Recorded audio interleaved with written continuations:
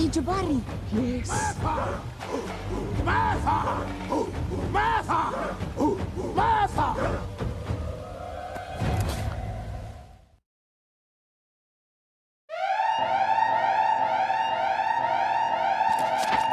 Get your whiskey, get your vodka,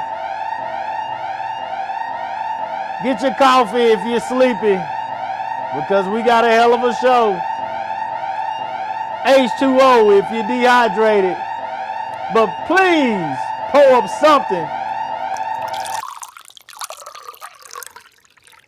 and join us now. Welcome to another episode of Salute the Real. I am your host, Brandon Cooper. And with me is my legendary co-host, fresh off the work spot, making money for the family, bringing home the bacon, bringing home the bread, clean as he want to be, always sharp, always dapper, and always on point, and ready to have a serious conversation and a laugh with old Coop. Mr. Do-Right, how you doing, Mr. Do-Right? I'm doing good. Man, how was your day, man? Oh, my day was boring as hell, but Boring I'd rather day? have a boring day at work than a busy one. I don't care. Shit, I don't agree care with what that. nobody say. And you'll never hear me say the word bored at work. Yeah, okay. Well, when it's bored, don't it go slower, though? Not when they got internet. Ah, there you go. There I'm you a go. researching fool. There you at go. work. Hey, man. Hey. Well, speaking of research,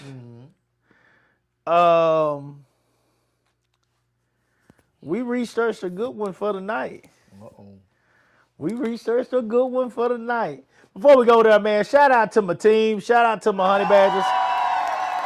I'm literally fresh out of practice, and I'm just proud of my kids. They working hard out there. We got a couple of meets coming up. We got a Texas A&M meet that's coming up for some of my older kids. Just got a few that's gonna attend that this weekend. Texas A&M high school meet. So we will be down there Friday. We'll be leaving here probably around 10:30, 11 on Friday. Get down to Texas A&M, get checked in, warm up. Got some kids, some young kids that'll be running the quarter first thing that day. Then they'll be running the 200. And then I got a kid that'll be running the 60 the next day. So excited about that. And then we got my little ones, my baby badgers. They'll come back up that following week. We'll be down at University of Houston for the Joe DeLoach, the legendary Joe DeLoach. We'll be down there on Sunday. So Friday and Saturday, Texas A&M this week. Then the following week, we'll be down, I think it's the 18th. We'll be down at University of Houston for the Joe DeLoach meet. Legendary athlete. Now he hosts the Joe DeLoach meet every year for the 14 and under. Might be some older kids running there, but I know for sure for the 14 and older. Carl Lewis, 14 under. Carl Lewis hosts for the older kids. So we'll take my young ones down there, and we'll do this in preparation for some of my kids. We'll be planning to take them in March, early March. We'll be planning to take them to the AAU Indoor Championship, and that's at Virginia Beach. Wow. Virginia Beach, early March, man. So we're getting ready. No. Yeah, we're getting ready, man. We, some of my parents are really putting the time and effort in. The kids are working hard. We're just trying to keep them healthy right now. Some of them are starting to, they pushing themselves kind of hard in practice, you know what I'm saying? I get excited, you know what I'm saying? But I'm also calm down, So we're trying to keep them right and get them ready for that. And so I'm excited about that, man. So it's always exciting when I, got some work with my kids. That's always a good thing. I was thinking about you today. I came across an article while I was bored, and it was talking about youth sports and how the industrial complex has infiltrated into youth sports and made it very expensive Oh, oh, oh. for parents. Some of the parents were saying that they were spending uh, 5 figures on kids sports and stuff, and how the corporations and stuff have like bought up complexes and buying up teams and stuff, and you got to go through them if you want your kid to play. It's a lot. It's a lot. Yeah, yeah. That's a good conversation to have. That's a. I didn't know that was. I didn't know that was happening. Oh yeah, yeah. I mean, well, so there's anything that people. What I'm learning slowly when it comes to business, because I'm still a young business owner myself, as far as the time I've been doing it. There's a monopoly on everything. I mean, people are trying to get a monopoly on anything. Anything that they know creates revenue and is going to be a continuous revenue. Yeah. They're going to try to create a monopoly on it. They're going to try to buy it up, and they're going to try to, price it where they want to price it. You know what I'm saying? If they can own it. And so when you talk about these venues, that's the major one, because venues to train at, venues to play the actual sport, whatever it is at. That's what they were saying. That's the biggest one. That's the hardest part, because it's especially the hardest part for us as black people, because why? We don't own nothing. Right. And we don't own anything them to even get in there, right? We don't own a goddamn thing, and because we don't own anything, we're so dependent on Everybody else. These people, whoever they may be. Not saying, not trying to point toward anybody, but we know who owns most of the stuff in America. Let's be real now, or it definitely has say so over whether you can utilize these things or not, And so what it comes down to is, it's not necessarily about your money anymore. And that's what we dealt with in the past. And even now. It don't matter if you have the money to pay for whatever they're asking you to pay for. Because if they don't want you there, they just don't want you. Yeah, and you ain't getting in. You're not getting in. Yeah. And that's the sad part, man. That's the part that we're dealing with. That's what we're facing out here. And I just, I haven't heard. That's why when I hear things like that group that was coming together in Georgia, that was supposed to be buying that land, for the Black City. I haven't heard anything else about it, man. But I sure hope, and pray, man, that they can be successful, because that is the type of stuff that it's going to take for us to get to the next level, man. To be able to own something of our own. I say it all the time. I tell people all the time, like, it really does come down to us being able to say this is ours. And if we had something that was ours, I guarantee you we wouldn't be worried about nothing that nobody else was doing. That's what it's coming down. That's gonna be the biggest deal besides the money. We can always save up the money to do something if we really want to do it.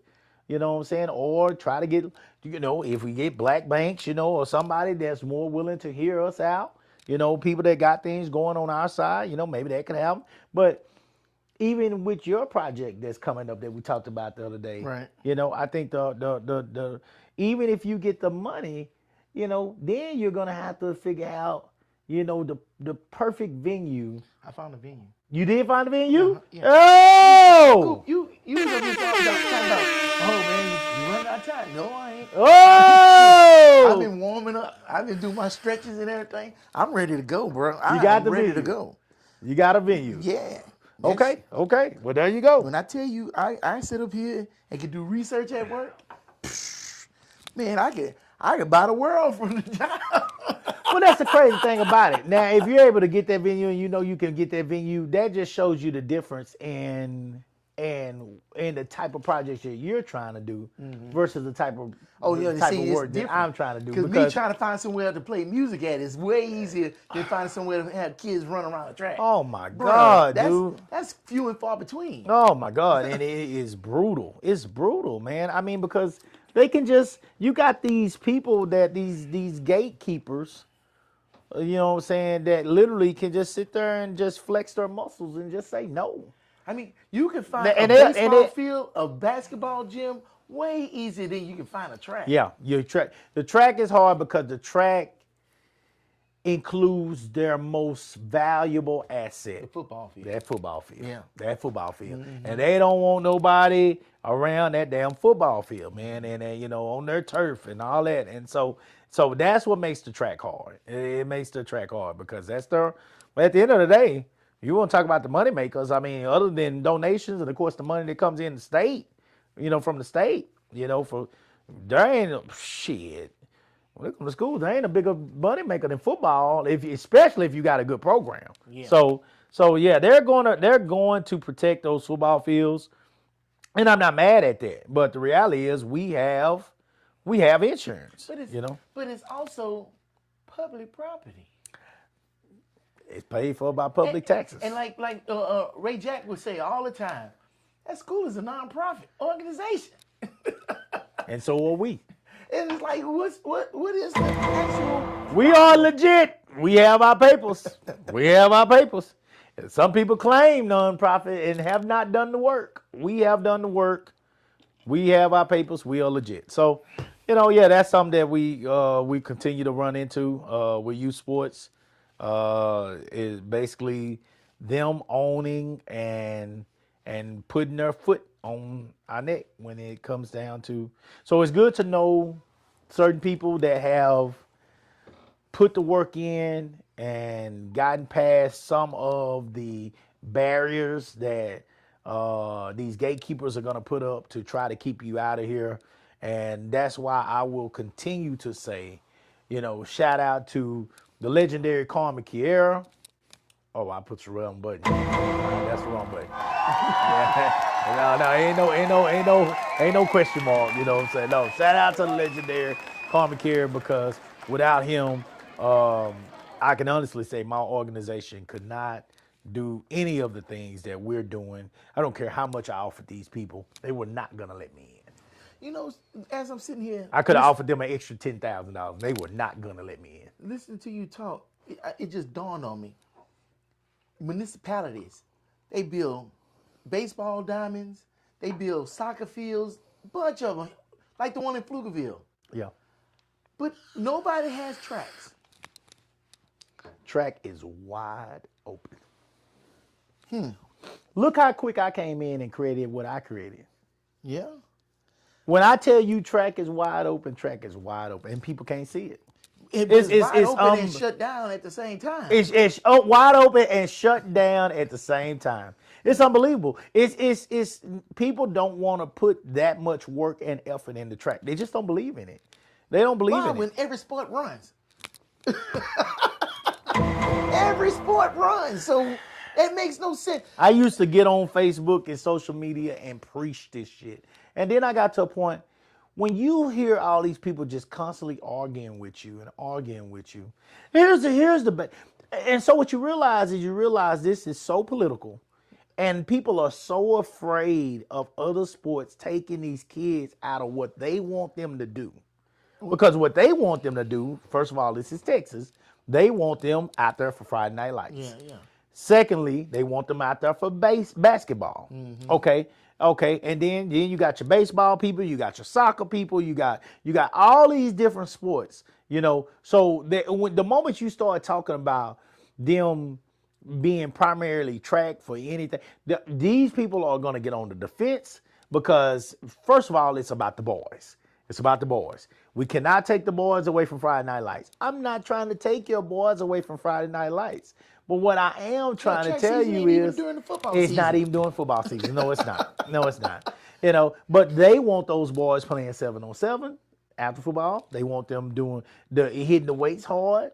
They want them to constantly, what they want them to do is primarily do football across Just the board. focus year-round. Or the coaches want them, because the coaches working together, that basketball coach is helping them with football. Well, that basketball coach, they want them playing basketball. Okay, well, basketball falls right into indoor.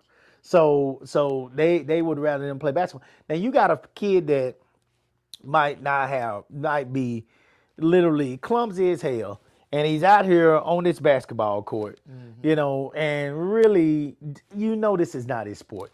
Basketball, guys, takes a lot of training. If we're gonna, let me tell you something. I'm to the point now, guys.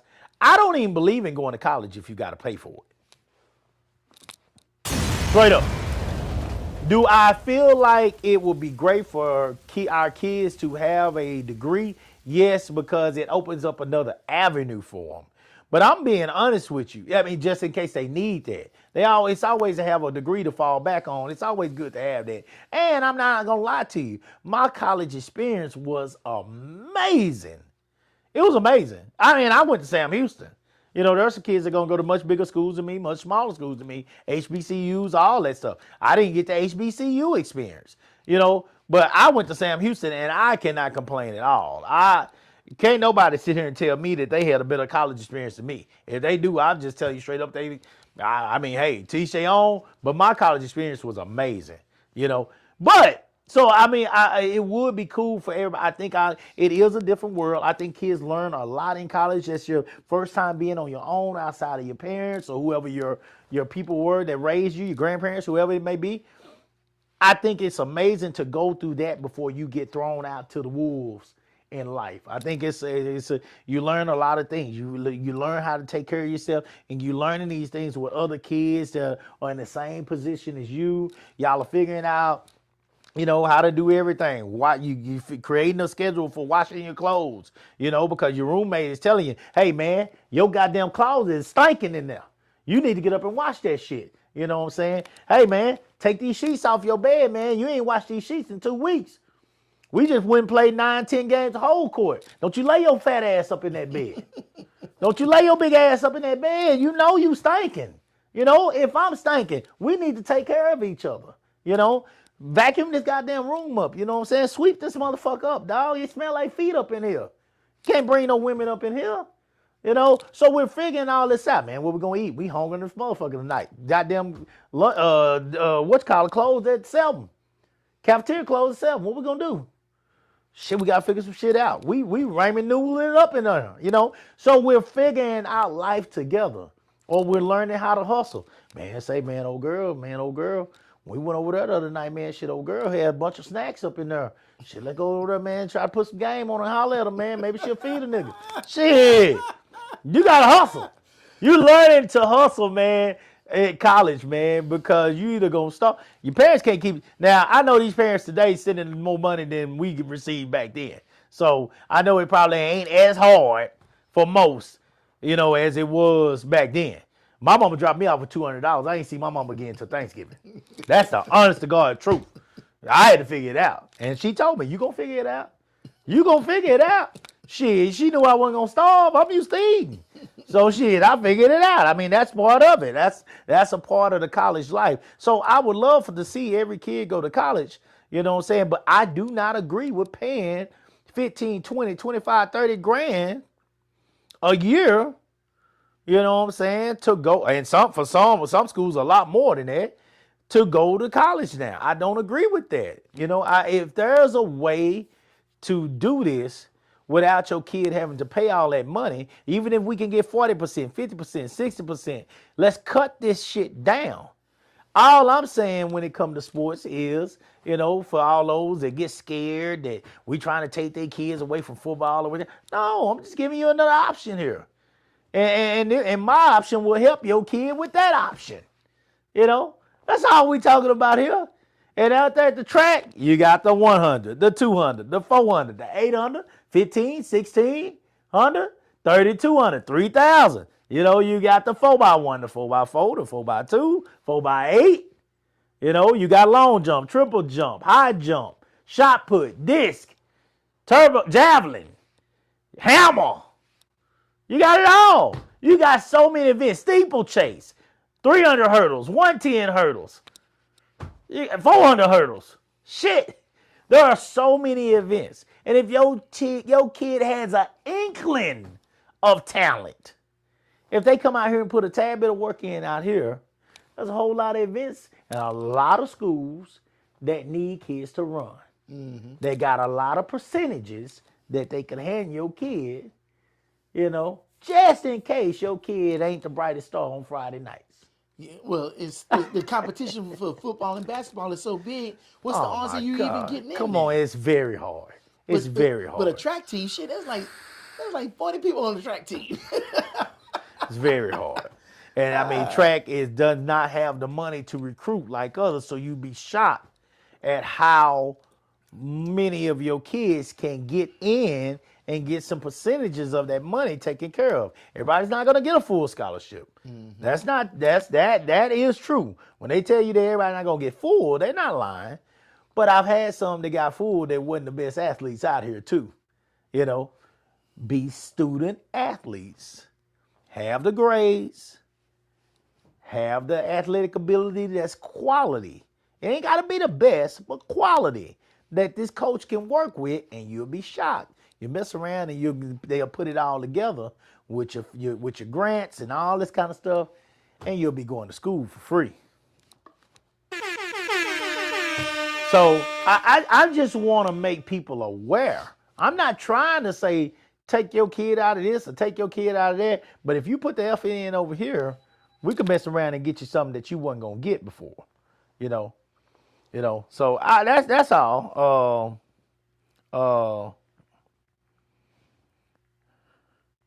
My wife, she's so special. She's out getting us some crab legs. She's out getting us some food. Look at God. Won't he do? Won't he do it? Good, just a good wife. Just a good wife. I'm so grateful. All right, so that's the deal with that. So I mean, that's the deal with the track. We'll keep pushing. I don't fight with people as much on Facebook. I don't even post about it now. I'm not worried about it. If people want that information from me, they'll come get it. Mm-hmm. I see why. When I came out, I was young, I was vibrant, I was excited. I was learning all this stuff that I didn't know in high school myself. So I'm like, God damn, guys, it's a bunch of scholarships over here. Shit, I'm talking to all these coaches. I'm meeting all these people. I'm like, hello. And so I'm so excited and I'm posting all the time and all these people, let them play all the sports, Coop. Well, they can play all the sports, but if they want a scholarship, by the time we get to sophomore, junior year, we need to start trickling down and focusing on our primary events here now. This is what we need to do. You don't need to be out here sitting on the bench for basketball as the sixth man or lower.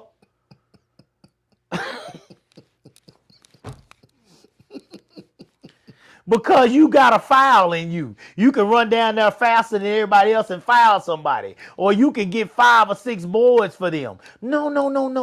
You need to be out here at indoor where you're actually better than all the rest of those guys that are sitting out there on that basketball court with you and getting yourself prepared for track season. Because in track season, you're going to get some money that's going to help you pay for college. That's where you need to be. That's where you need to be. Everybody don't need to play every single sport at the school. You got some kids that are so gifted and talented that they can do whatever they want to do. So they don't have to be working hard at this over here doing this season. They go play all the sports if they want to.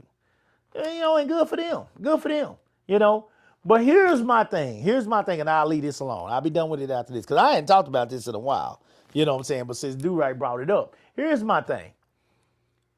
Why should I lie to you?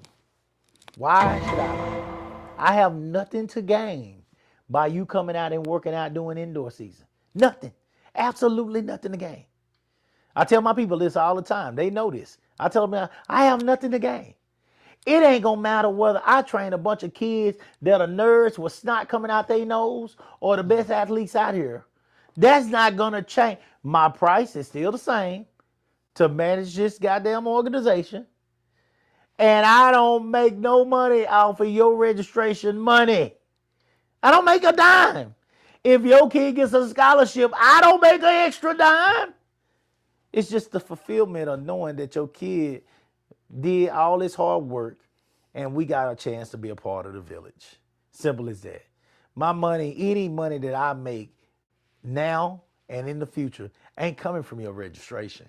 Your registration is helping to run the organization and get your kid the supplies that they need to be a part of the organization.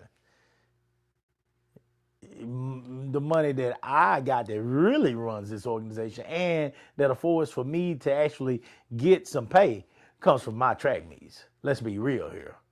Let's be real. It ain't coming from you. So I have no reason to lie to you. Whereas coaches at the school, well, I mean, they stipend comes from having some success. So if they feel like having you on the team because you can run down the court and play defense better than some of the other people, can't shoot a lick, clumsy as hell, rarely catch the ball, but you can run down there and you can stay in front of a kid because you're fast. You know, he just got to teach you how to shuffle side to side now because you're fast. You know, okay, well, he might find a way to utilize you to help him keep his job. I'm going to have my job regardless because I own the team. Yeah. Lord, thank you, Jesus. Can't find myself. Shit. So anyway, that's that. That's enough of that. We got an amazing topic tonight. We got what I feel like is a good topic, you know, and you know we're gonna do what we do, and we're gonna see how it go.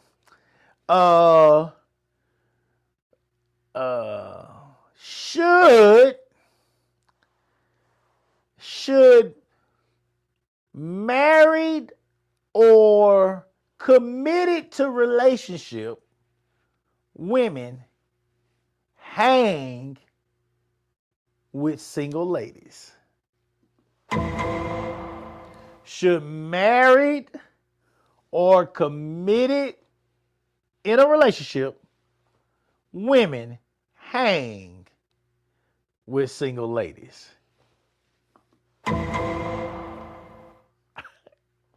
You got anything to say to get us started, or you want me to start? I'm gonna say this: married women most of the time don't even want to hang with other women. Period. Do they not? You ever run into that? I've met a lot of women that had more homeboys and homegirls because they don't want to be around women because they too messy. Well, what I meet with a I lot know of what you mean. I'm just saying. What I meet with a lot of black women is a black woman that got a home gay. You said homeboy, home gay boy. They love the black women. Nothing against gay men. Black women love gay men. Yeah. They love gay men because I've asked the question. I was like, what is it about the gay man that black women love? And the answer pretty much better. They get the better. The switch is better. Everything is better. Well, they get the perspective of a male because he's still a male. He's still a male. How, Sway? He's still a male. He just likes the same thing that they like when it comes to the partner. So chromosome is different. And he's not a threat in any kind of way. Meaning he's not gonna come on to them because he don't want what they got. Don't think that they ain't got some gay dudes still slaying dick out here. Oh yeah, no. There are gay dudes out here that still penetrate women. Mm-hmm. But let's be real. At the end of the day, I think the one that they're talking about is the one that so Miss Candace Nicole says, and they are hilarious. Oh, that's what it is? They're hilarious. They're hilarious. They're funny.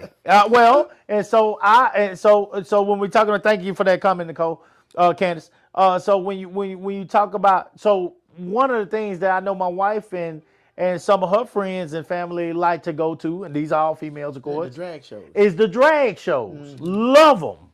Love the drag shows. Like that is I mean, they get excited. It's like a brunch thing. Black women love brunch. White women love brunch too, but black women love brunch. Oh, they put their hats on. Oh, they got their sundresses on, and they got their mimosas and daiquiris, and they sitting in there, and these guys are come. Well, it used to be guys. I don't know what you call them now. And for all you people that are into the we and the it and the I and they and I, hey, don't hold it against me. I don't know. All right.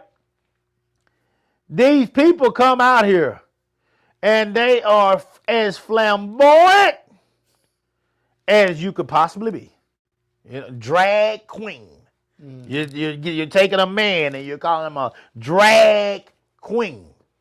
I don't know where the drag comes from. I don't know what it means. But you call him a drag queen. Okay?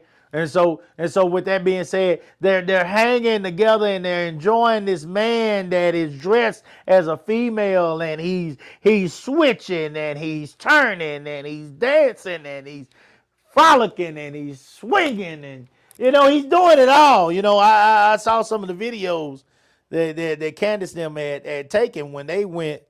I think she has a friend or a relative that was one of them at one of these shows. And so they was there celebrating him, supporting him. Oh, and he was putting on for his city. He was putting on. Oh, he was throwing it left and right and left. And teach on. Teach on. This is the life he lived. This is the life he wants to be a part of. Good for him. Good for him. Okay? But a lot of black women enjoy hanging with gay men. Now, I've always questioned, because since we're on the gay men right now, we're talking about married women. The top of the night, guys, for the ones that are here and the ones that are going to see later, reminding y'all, we're talking about should married or committed women hang with or feel comfortable hanging with single ladies, and that's the topic tonight. And we're gonna get to the topic, but since we're on these men right quick, I just want to say this. I can honestly say that when I first met my wife, this is the honest to God truth right here. She had a gay friend that she went to college with. I don't even know if she keeps in contact with this guy or not anymore, but I know she had to pull back because there was a night that I came down to see her when I was driving down to see her. That was the night I came down to see her, and I guess we all went out as a group, or we met somewhere. I can't even remember, but point is, he was putting on that night. And when I say put on, he was fronting. He was trying to find negativity in her, kind of fronting her, in front of me, And she was shocked because she said, he had never acted like this before. Right. And well, the reality was, I think the reality is, and I'm scared to say this, but hey, it's true. When guys, I believe that there's always a tad bit of jealousy there, amongst certain people. And when these guys see, I don't care how much of a woman you act like, there's a certain man that you will never impress in any form or fashion. I myself am one of those men. There ain't nothing that a gay man can do to impress me in a way that's going to make me feel some type of attraction to them. But that night, I believe that he was doing his best to attempt to point out what he believed was, I guess, some of the weaker points of my wife, Trying to Some of them. downplay it. Oh man, he was. Come on, he was hating. Hey, come on, MC Breed, ain't no future in your front. He was fronting. He was hating on her. He was hating on her right to her face. Big old sissy. Big old sissy. He's a big one. He's a big one. He's a big old sissy. And I'm sitting there like laughing because, I know what fronting looks like. I know what hating looks like. And so it's all good to me, baby. Because let me tell you something. Anybody that know Candace back then, shit. It ain't too many. It ain't too many that can hold a goddamn stick to it. It ain't too many that can hold. Shit. Candace was tough as a piece of leather. She still like that in my eyes, but of course, we done got older and a little heavier, you know what I'm saying? But but Candace back then was tough. Tough as a West Texas boot. She was tough. And so with that being said, nigga, you can talk about Candace all night long. But I'm looking at my bad bitch. I'm looking at this motherfucker. I didn't drive down to Austin to see you and anybody else. I drove down here to see that motherfucker right there. And guess where I'm going to be when we leave your sorry ass? I'm going to be with that motherfucker right there. Yeah, I'm going knee-deep. And I'm going to try to be there until the next morning when it's time for me to get on that road and head back home. So it wasn't nothing he could do. But these are people that are haters. These are people that hate us. Now, let's get to the women. Mm-hmm. We know that when you are in a committed relationship, you must carry yourself in a different way. You must carry yourself in a way that says, I'm going to go out. If I choose to go out, I'm going to enjoy myself. I'm going to dress a way that is sexy, but not too revealing. I'm going to acknowledge people, but I'm not going to make myself available to people. Okay? I'm not going to sit here and wink my eyes at people or set my chest up as high as I possibly can if I got that good bra on tonight that the wire ain't falling out of. Okay? I'm going to make sure that I carry myself in a way that says I'm here to have a good time. I'm not here because I am available. Okay? Are we on the same page right now? I think you kind of on the same page. Okay. The reason I say kind of, because a lot of times that married or committed woman out there with all them single women, she ain't the problem. Well, she ain't the problem. She's doing all the things that I'm saying, right?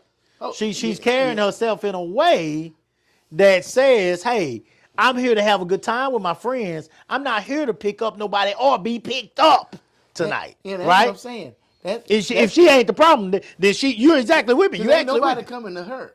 Well, no. They might come with her. Not the They men. might come to her. Oh, they might. The women is coming after her. Oh, wait, hold on. That's totally different. You on a whole nother conversation now. Wait a minute. You on a whole nother conversation now. But, I mean, even with the women. What's up, Bazan? How you doing, brother? Even if the women are coming at her, we're still going to say throughout the night, throughout the process of this night, that I'm going to make sure that these people know that I am taken. I'm not available, okay? When you hang with a bunch of single people, the single people are letting it be known. They're having a good time. Now, you got some that, of course, that are discreet, chill, laid back, and going to wait for Mr. Right or Mrs. Right, Miss Right, to approach them. You have some of those still. There's still some of those in the world, okay? I'm not saying that everybody is, yelling out, hey, I'm single, ready to mingle. I'm not saying that. But you do have some that are going to make it clear that I'm dancing, I'm having a good time out here. You know what I'm saying? If Johnny come over here and dance with me, I'm going to throw this thing on him and let him know, you know what I'm saying? Hey, I'm somebody in this thing over here.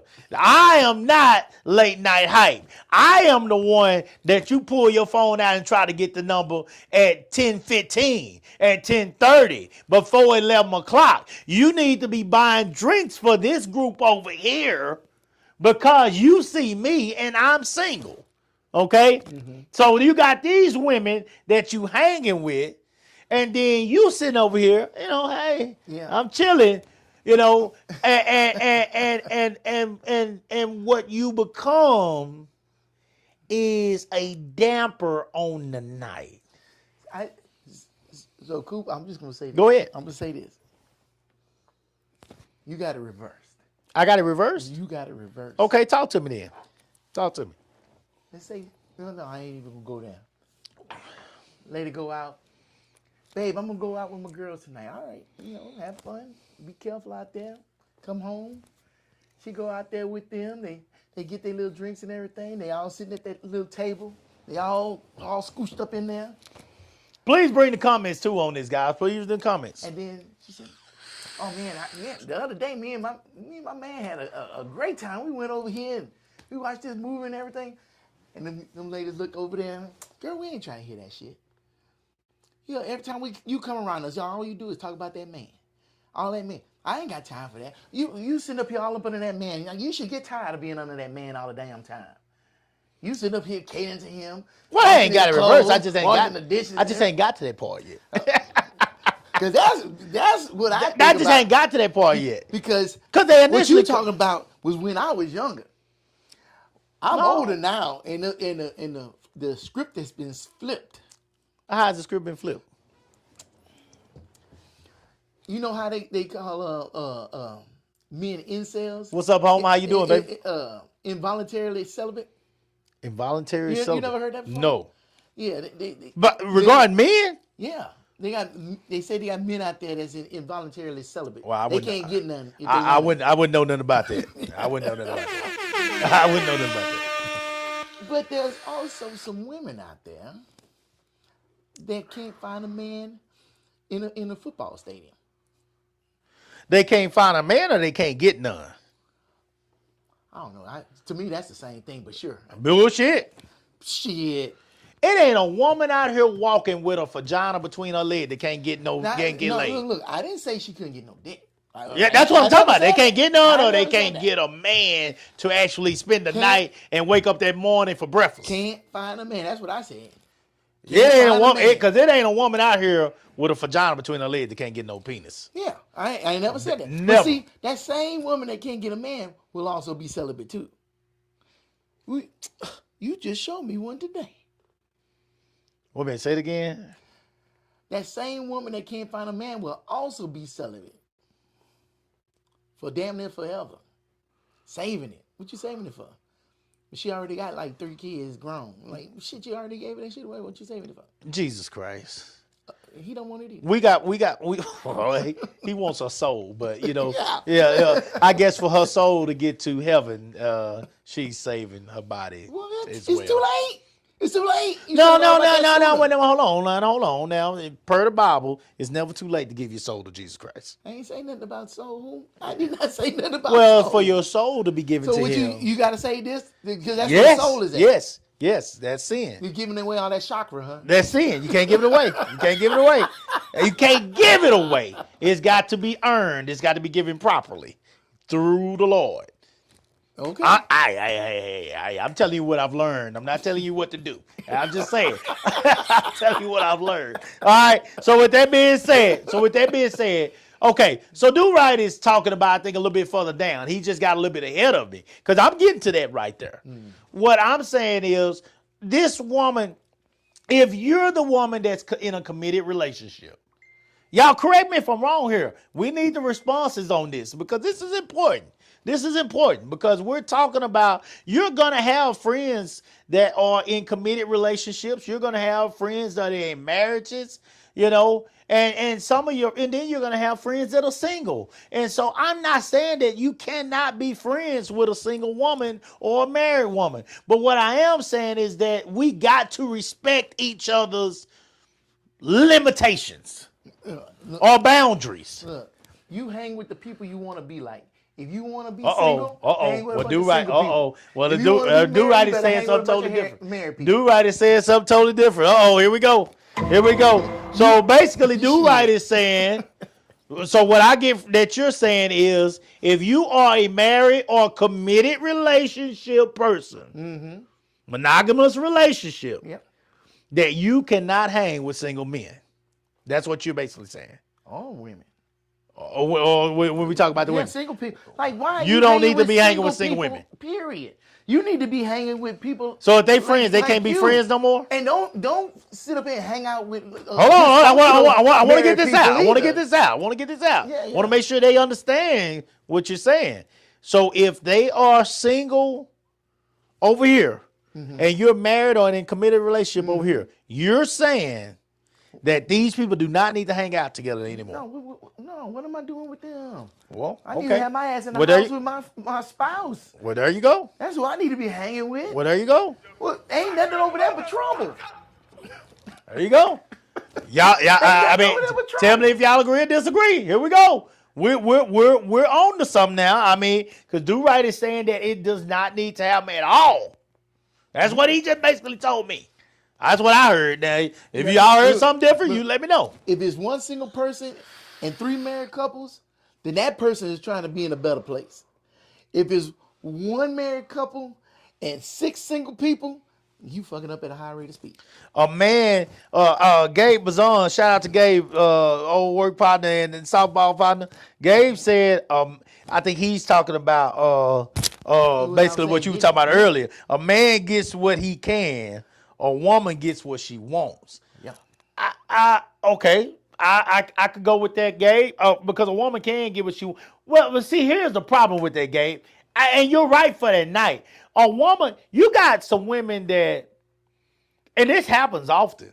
You got some women that, let's be real, on the scale, they might be a 4, 3. And they might leave the club with or meet at the house with a man that's that they consider a 9.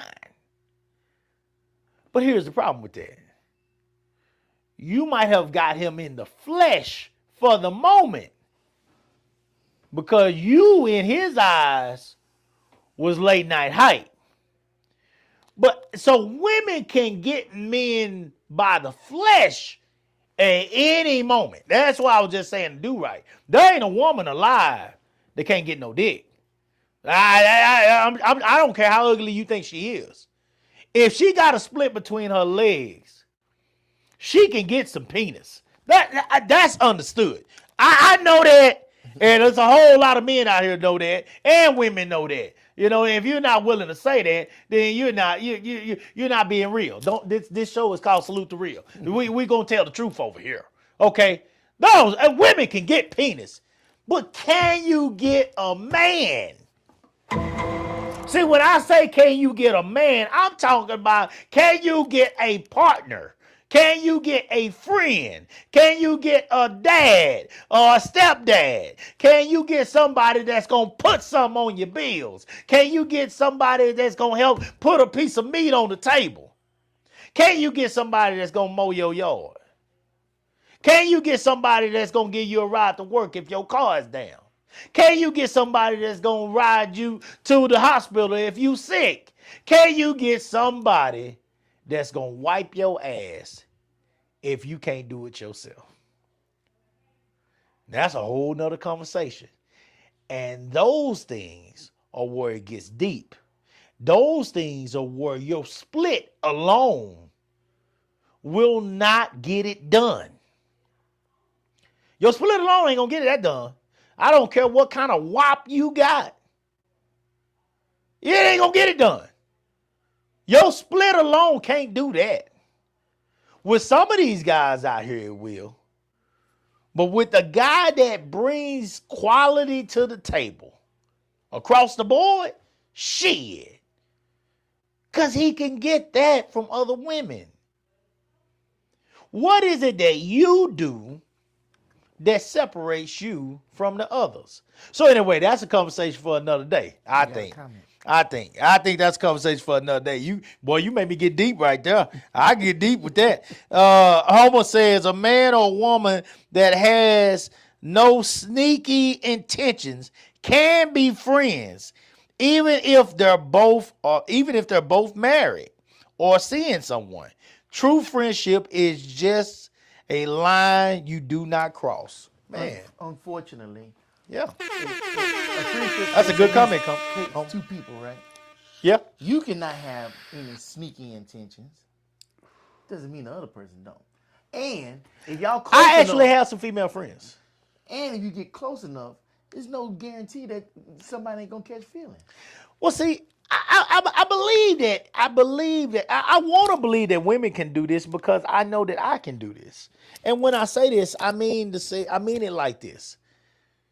You know, for instance, you got a woman. You're my friend, but you got a woman. I'm gonna treat her like family because she's your woman. Right. You know, but if I was somewhere with her, you wouldn't have to worry about me coming on to your woman because you're my friend. So I believe that people can control themselves if they choose to. And I believe that a true friend, because I'm a friend of yours, I believe that a friend is going to, so when we talk about some of these women in here when they're hanging together, some of these women are going to say, oh girl, you out for the night, you know, get your shit, just have fun tonight, don't worry about it, just live the fantasy for the night. Don't go home to that same old raisin penis tonight. You done had that penis for 5 years in a row. Get out here and let's do some wild shit tonight. That's what some of your single friends are going to do. Yeah. Those people. And that's friends, right? Hold on. I was about to finish that up. Those people that used to be your friend is not your friend anymore. And why? Because they do not respect the boundaries that you have put in place under the laws of God. Or they are jealous of you because you got that too. They don't respect them. Now, they don't respect the boundaries. Now, we ain't talked about why they don't respect the boundaries yet. But they don't respect the boundaries that you have put in place under the eyes of God. You have put these boundaries in place, and you said that I am going to be committed to this person over here for the rest of my life. You said in your dating relationship with this person that I am going to be committed in an attempt to see where this goes. And I can't see where this goes if I'm continuing to lay down and allow other men to drop hammer in me. I can't see where this goes because I'm constantly confusing myself. If I'm letting other men penetrate me, I can't see myself doing this if another man got his head between my lap tonight. I'm going to go home confused. A bath ain't going to wash away the things in my head. A bath is only going to wash away the saliva that he left between my legs. It ain't going to wash away what's in my head. It ain't going to wash away that my boyfriend of 2 years now eats it out of maintenance. And this man that I walked in the club tonight sucked all that salty cooch.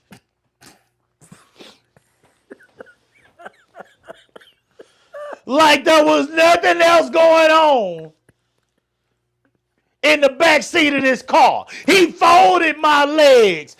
He goddamn had my heels behind my ears. And he did something to me that ain't been done to me since I first met that nigga that I'm going back to tonight.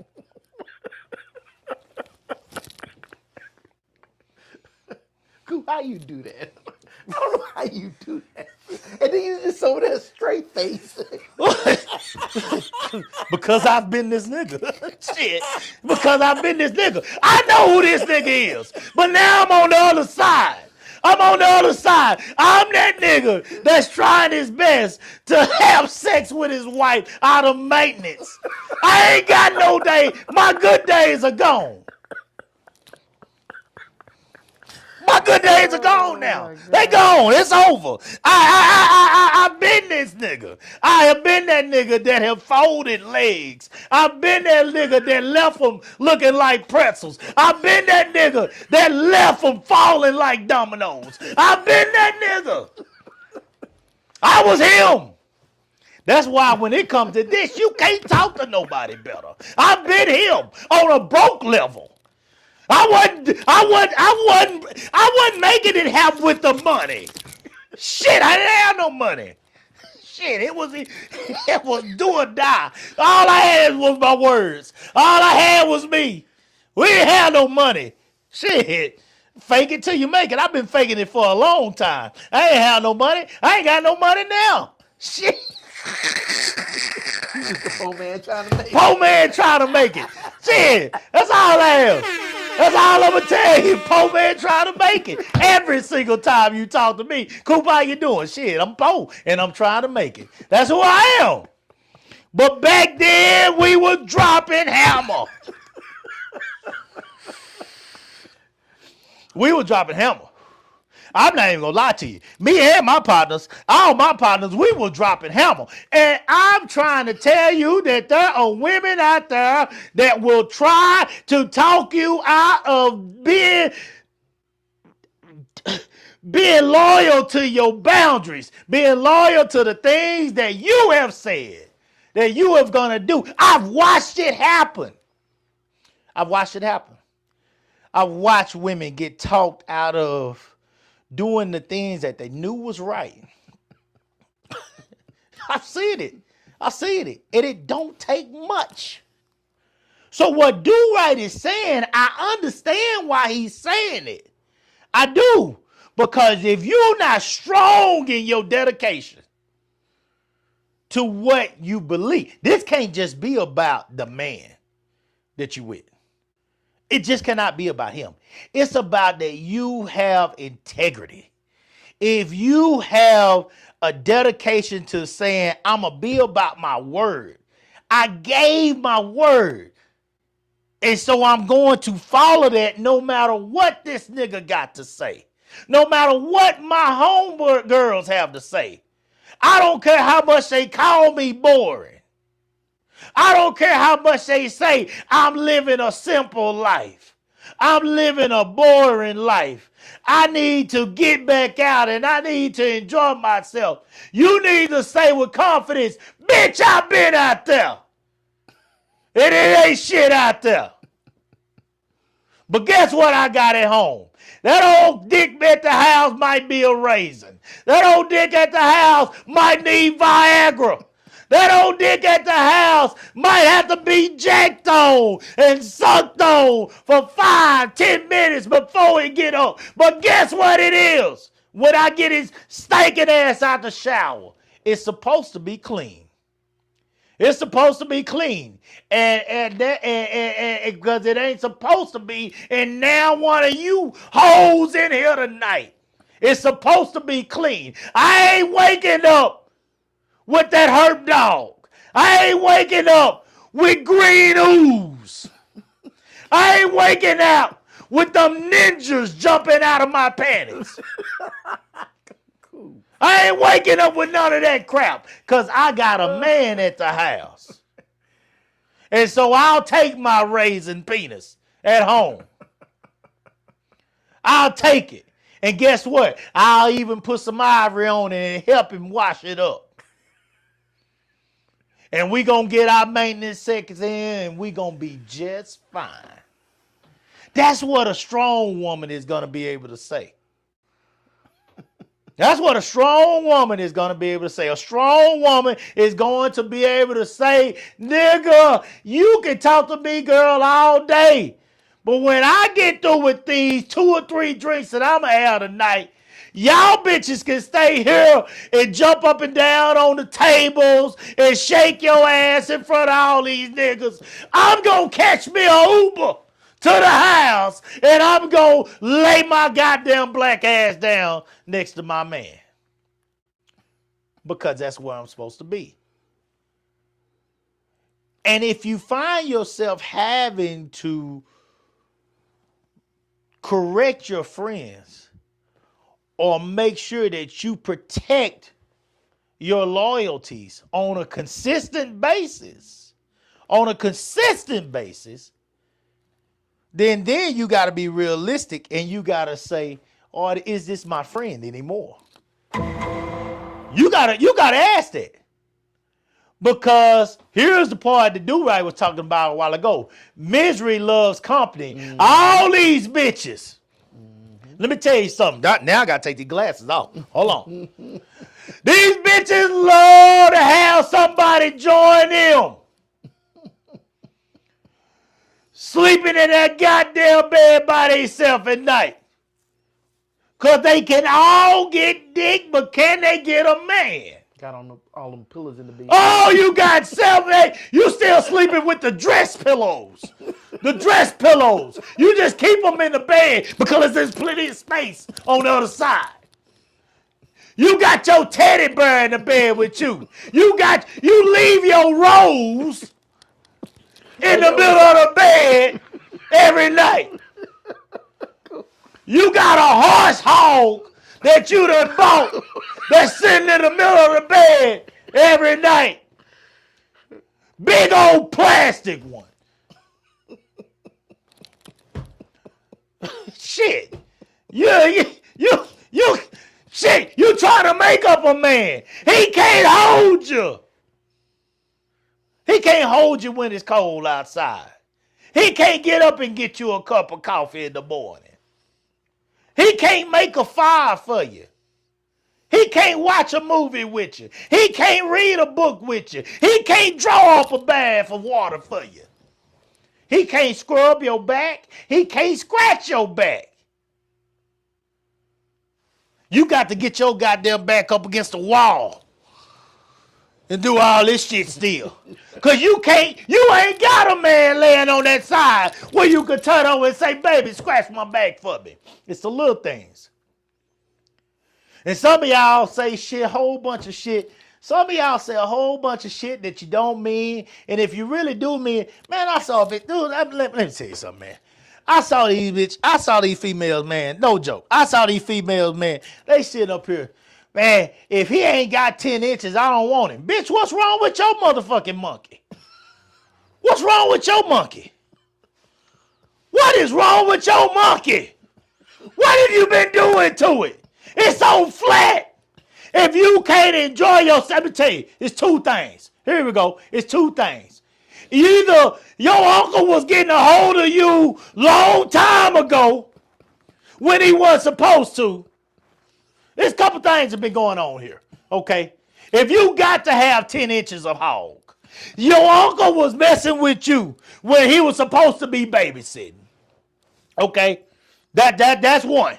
That's one. That ain't funny, but it happens. Let's be real, okay? Either that was going on, make that three things going on. Or you got a hold of some nigga with something between his legs that you were supposed to take off running from and let him play in you way too long. And he has completely annihilated a piece of your body. It is destroyed. It's destroyed. Congratulations. You let somebody completely kill a part of your body. Okay? So either an uncle did something to you that he wasn't supposed to do, or you got a hold of something way too big, and you let it happen way too long. Okay? That happens too. Or you are trash as a sex partner. Try. What do you mean, Coop? Glad you asked. If you gotta have 10 inches of hog to enjoy yourself, what the hell are you doing? What are you doing? Laying there? You just laying there hoping this nigga get you off. You ain't doing nothing. You ain't doing nothing. I ain't won every battle I had. But I guarantee you, I fought my ass off in a whole bunch of them. And it ain't nowhere near 10 inches down here. But we did a damn good job. Because they came to war just like I did. And we pleased each other. So if this girl is telling you that that raisin at the house all of a sudden ain't worth a damn, then you the fool if you believe it. Because you the only one, should be, that knows in your circle what you got at the house. You might have told them that y'all ain't having it the way you used to, but what else do you have that they don't have now? You got a partner. Rent higher than it's ever been. Mortgages are higher than they ever been if you blessed enough to have one. Food is higher than it's ever been. Don't sleep on that utility bill. Water, gas, lights, insurance. I told you a couple shows ago, I pay over $2,500 in insurance a month. See, when you get in there with your friends gonna talk about your man's raising dick. And they not thinking about the fact that your man is paying for all those things, or he's helping you. Y'all are paying for those things together. And that bitch is sitting up here figuring out how she gonna goddamn pay all that by herself. Or hopefully get lucky enough that a nigga will leave her a couple of hundreds after she done rode this nigga till she sweated all over his ass tonight. Hey, get the fuck out of here, man. Do not let these females talk you into that shit. I believe a little bit different from Do Right. I do believe that you can have female friends if you are in a relationship or married. I do believe that. I do believe that. I believe that there are people out there that will love you enough to respect the relationship that you're in. I want to believe that. I want to believe that. And maybe that's that heart side of me. I talk all this shit, guys, but I have a huge heart. Maybe that's the heart side of me that just don't want to give up on some people. Because I know you all have friends that aren't in a relationship. We all do. We all do. You know, but my friends respect me. And one thing about it, guys, if your friends can talk you into spreading your legs tonight, goddamn it, you ain't as strong as you need to be. Here we go. Can't nobody talk me into putting my penis in a piece of ass. If I already told my wife, if I fuck somebody, I fuck because I wanted to fuck. You ain't got to worry about blaming one of my friends.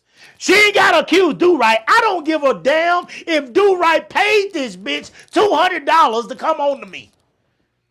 I don't care. If I do it, I did it because I wanted to. He can't talk me into having sex with a female. He can encourage it. He can say, Coop, the night is going to be epic if you will loose your boundaries for the night. But this is where I would say, with all due respect, Do Right, no matter what the fuck happens tonight, it can't be no worse or better than the bullshit I already done. I've been there. Now, I understand that everybody ain't did the bullshit that I have done. I get that. But here's what my answer would be to you. You know, you walk down this aisle So here's my thing for the female, because you got a lot of females out here that saved themselves. They did everything the daddy and mama told them to do, the Bible told them to do, the church told them to do. They did all this stuff. My bad, dude. Right? I know I'm hogging tonight, but this is serious here. They did everything they told them to do, and you finally got to that moment. Well, we 27, 28, I guess, you got females out there like this. And she finally chose to allow that cherry to get popped. And for some of them, it wasn't what all they was hoping it would be, you know. But, I didn't let my cherry get popped, you know what I'm saying? I let this man break me from a virgin, you know what I'm saying? I love him. I'm going to be with him. And so here we go, 5 years down the road. You done been with this man 5 years, I tell you what this reminds me of. Tyler Perry movie Temptations. Did you ever see that one? No. You ain't see Temptations? See, you ain't even tried. You be hating on Tyler Perry. But the guys, for some of y'all that seen Temptations, y'all shout out to me. First of all, I'll pour you up a drink, man. We having a good conversation in here. Y'all say what y'all want. Y'all a good conversation. Y'all know this. This is good shit. This is good shit. You know this is good shit. Hey, pour you up a drink, man. Come on, pour you up a whiskey. I got mine. Here we go. Yeah. Temptation. Shout out if y'all seen Temptation. Let me know if you seen Temptation, somebody. We got a few people in here. Y'all keep some comments coming for me. Appreciate y'all. Listen, in Temptations, the girl and the boy were both young, both successful. I think she was doing some counseling, therapy kind of stuff after graduation. He was working as a pharmacist, I want to say. Young, trying to get things popping, working hard. You know what I'm saying? He's working hard to get where he wants to be in his job. Shit's starting to get a tad bit. She's doing what she needs to do. I think they were both kind of soulful. The way they dressed and shit. They wasn't popping like that. They both country and soulful. Pretty young kids, but just soulful. She hadn't experienced this extravagant life. She hadn't experienced, all of a sudden she's running. Oh, she comes across this dude that's a big time dude, and he's looking to invest into their business or something like that. And so the supervisor of her is, oh, you're gonna meet with this guy, and you're gonna help me to sell him on what we can do and blah, blah, blah, blah, blah, blah, blah. He's big time. Got his own jet, like he's got money. Well, of course, he sees that she's raw as goddamn uncut potatoes, and he puts the game on. He points out all the weaknesses that she has, and the fact that he knows that she's inexperienced. And he knows that she's this, and he knows that she's that. It's the devil. The devil is looking her dead smack in her eyes. And even though she knows she has a good man at home that loves her and wants only her and wants to work hard to build something for him and her, the curiosity, it just burns her up inside, and she just wants to know, and she wants to feel it, and she wants to enjoy the pleasures of that other world, because she knows she's green, and she knows that it ain't gonna get much better on this fun, exciting side in the relationship that she's in, because her and her husband are both green as goddamn grass in March. They both green, so it's the blind leading the blind. But you don't miss what you don't have unless you let them serpents come in. And she let him come. She let him come like that snake came to Eve in the garden. And he came. And he came literally on a plane in her. And next thing you know, she was leaving home. She was partying. She was doing cocaine. He put her in cars. He put her in nice clothes. He put her in extravagant homes. Oh, they had it all. I think he even bought her own business. He bought her own, kind of therapy or treatment business. And in the end, her husband had to come and save her from this violent, aggressive man because he was beating her ass. And after he saved her, he moved on with another woman because she had AIDS. See? So what are you saying with this, Coop? What I'm saying is, sometimes,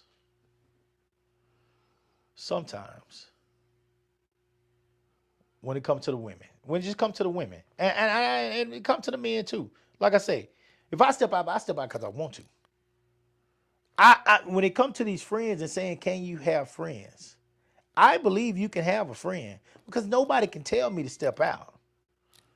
I'm going to step out because I choose to step out. If I step out, you can't blame that on your friends.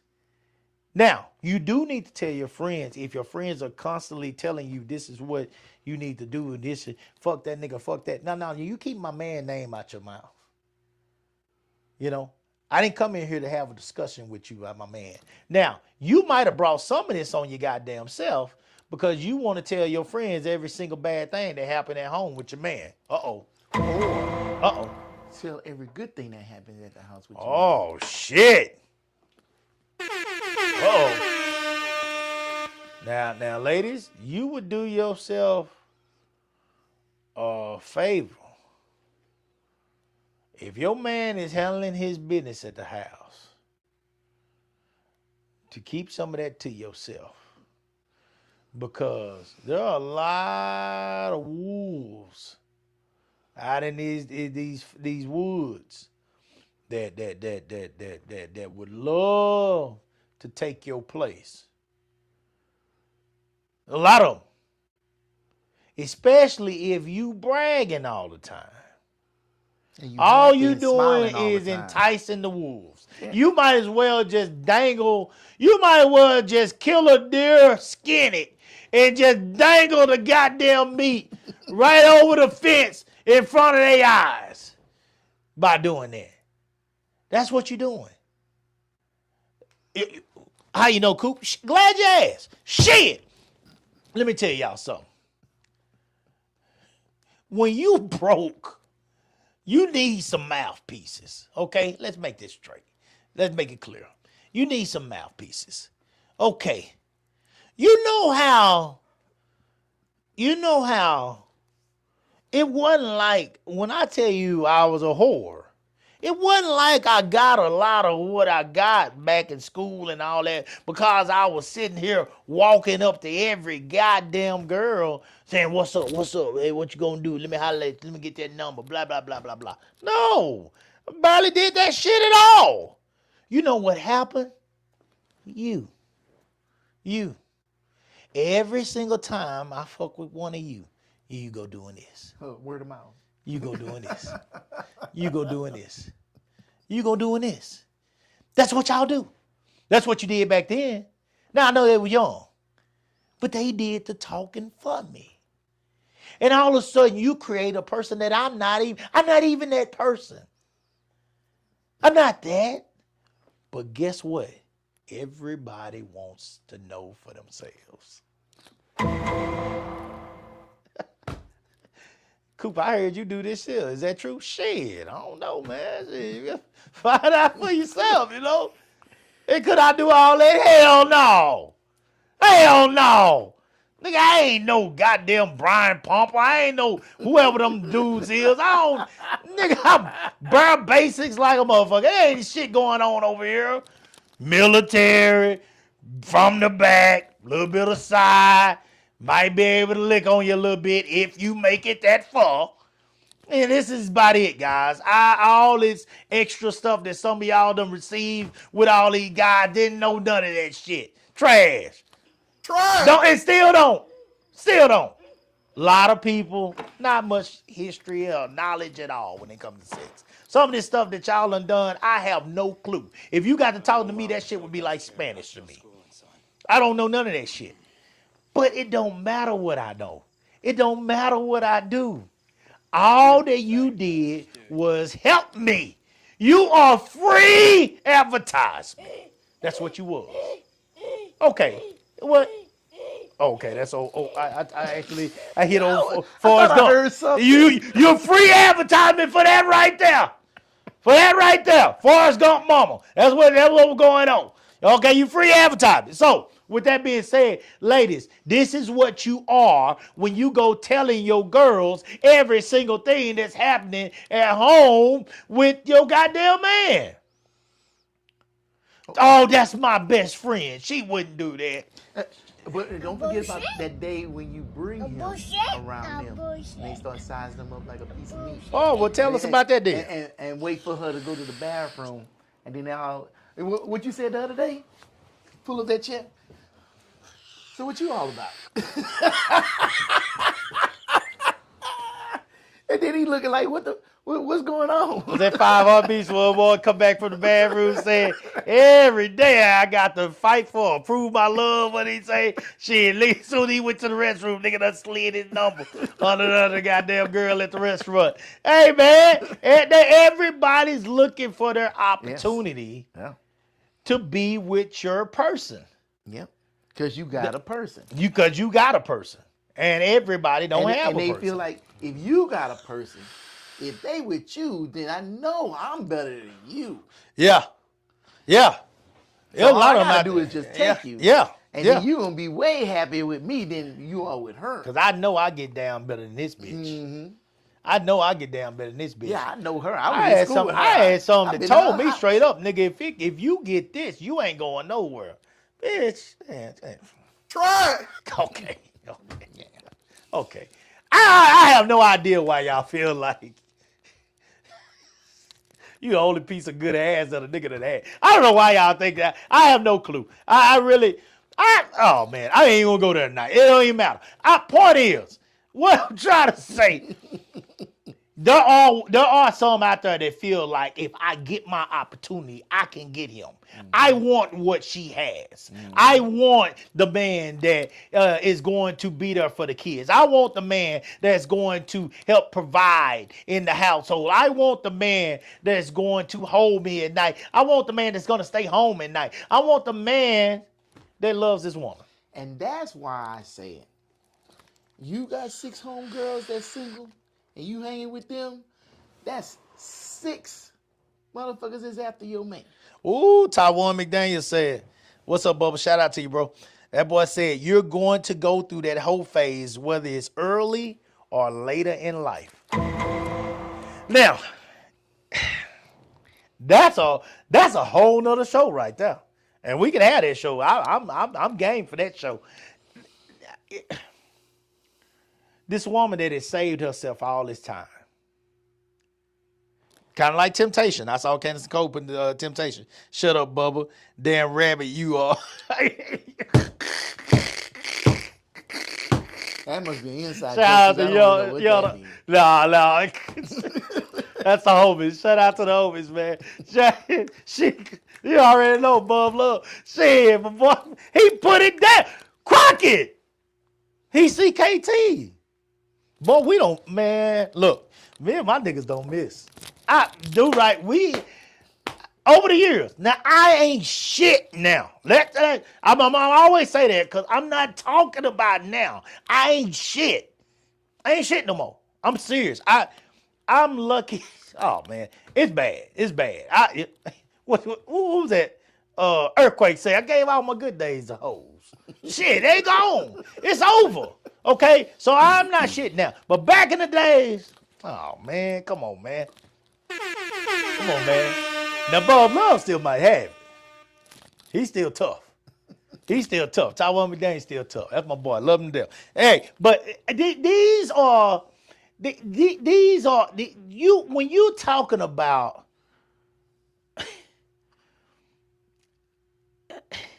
when you should be this person.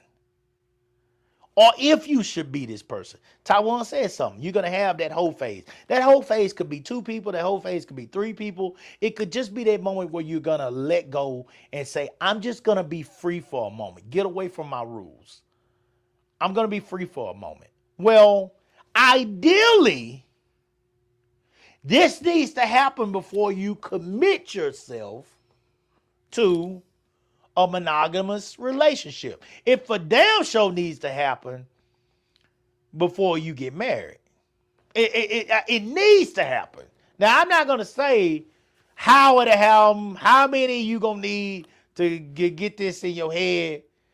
Because, if you get to my point, you're at the point now where I want to believe that any man or woman that stepped out at this point, because I have an understanding of who I am, what I am. I don't feel like I've missed out on a goddamn thing.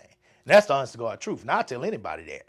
I don't feel like I missed out on shit, But I mean, let's be real. I've been through a lot of hoeing. What Taiwan is talking about. We went through a lot of hoeing to get to that point. Okay, so if somebody if you're anything like me and you step out, well, you stepped out, for whatever reason. I have no idea. Everybody got their reason, and I'm not saying that anybody's perfect because we're not, but I am saying that there's a part of life here that, you are, what Taiwan is saying, you're going to wonder and you're going to have this moment at some point in your life. We're hoping that your friends are not the ones that are pushing you to do this. This is the part we're talking about tonight. We're hoping that your friends are not the ones that are pushing you to do this if you are supposed to be in a monogamous relationship. Especially if they in their whole phase. Ooh, say that loud. You got to say that louder now. You got to say that louder. Especially if they in their whole phase. Ooh, because they don't want to go through it alone. No. See? They don't want to go through it alone. That's why I say you can't. We back out here partying. It's time to get back and party. It's time to catch that second win. It's time to go to Dominican Republic. It's time to go to Jamaica. Jamaica. We need to get out here and get some of that high green, some of that loud, and we need to get us a roster, one with goddamn dreads down to his ass cheeks. We need to get one of them and get on a surfboard and let him throw our heels behind our heels and pull our bathing suit to the side and try to go knee deep in the blue waters. Mm-hmm. To be friends, huh? You letting your wife go on no Jamaica trip? Six single and your married wife going? I would let my wife go. You would? Hell yeah, I'll let my wife go. Hell yeah. I'll let my wife go. Man, I ain't got no time to worry about that, man. Let me tell you something. No, I agree with you 110%. Let me tell you something. I mean this shit. Now this on the flip side. This for the men and the women. If you feel like, and I mean this, now I bullshit and I joke a lot over here. We having fun. But here gonna salute the real right here. If you feel like you gotta watch your goddamn spouse or girlfriend or boyfriend every goddamn second of the day to make sure that they ain't doing this or they ain't doing that, let me tell you something. If you feel like you gotta be picking up the goddamn phone, calling every 10 seconds. And calling them every 10 seconds or looking at their location or trying to look through their text messages, all that shit. If you feel like you got to be doing all shit all day, shit. Try it. And if you're doing that, usually means that you probably the one that they need to be doing it to you. That's a good question. That's a good thing too. Are you doing that because you do it? Yeah. Or are you doing it because you just know that you're trying to hold on something that you don't have? Stella getting a groove back. That's right, Elmer.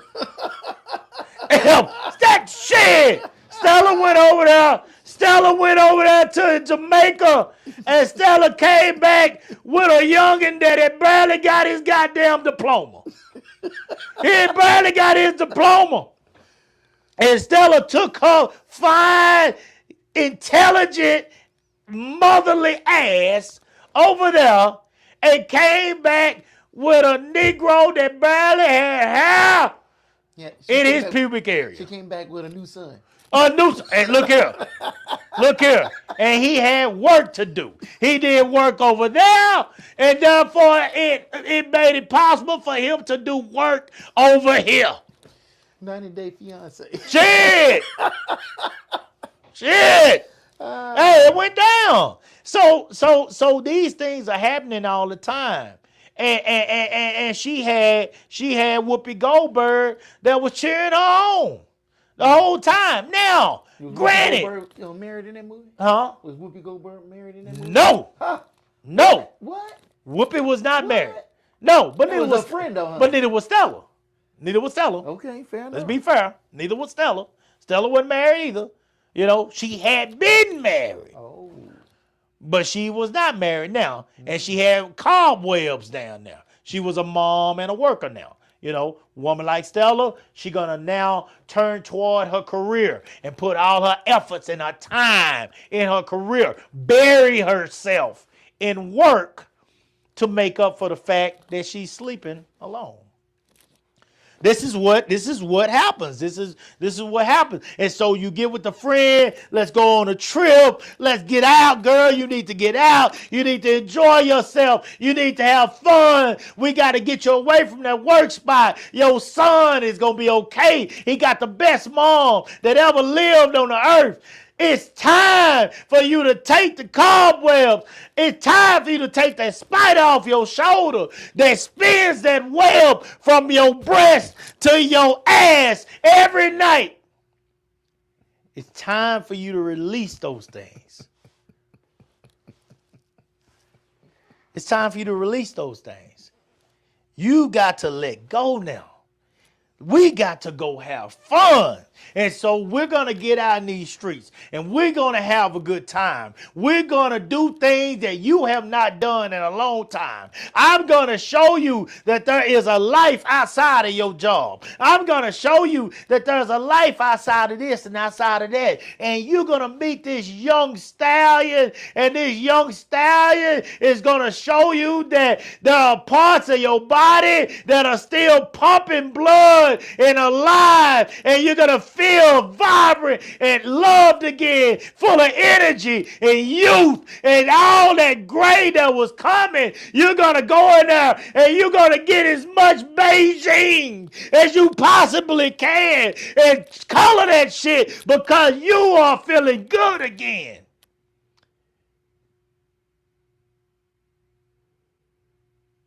And all that's cool if you're Stella.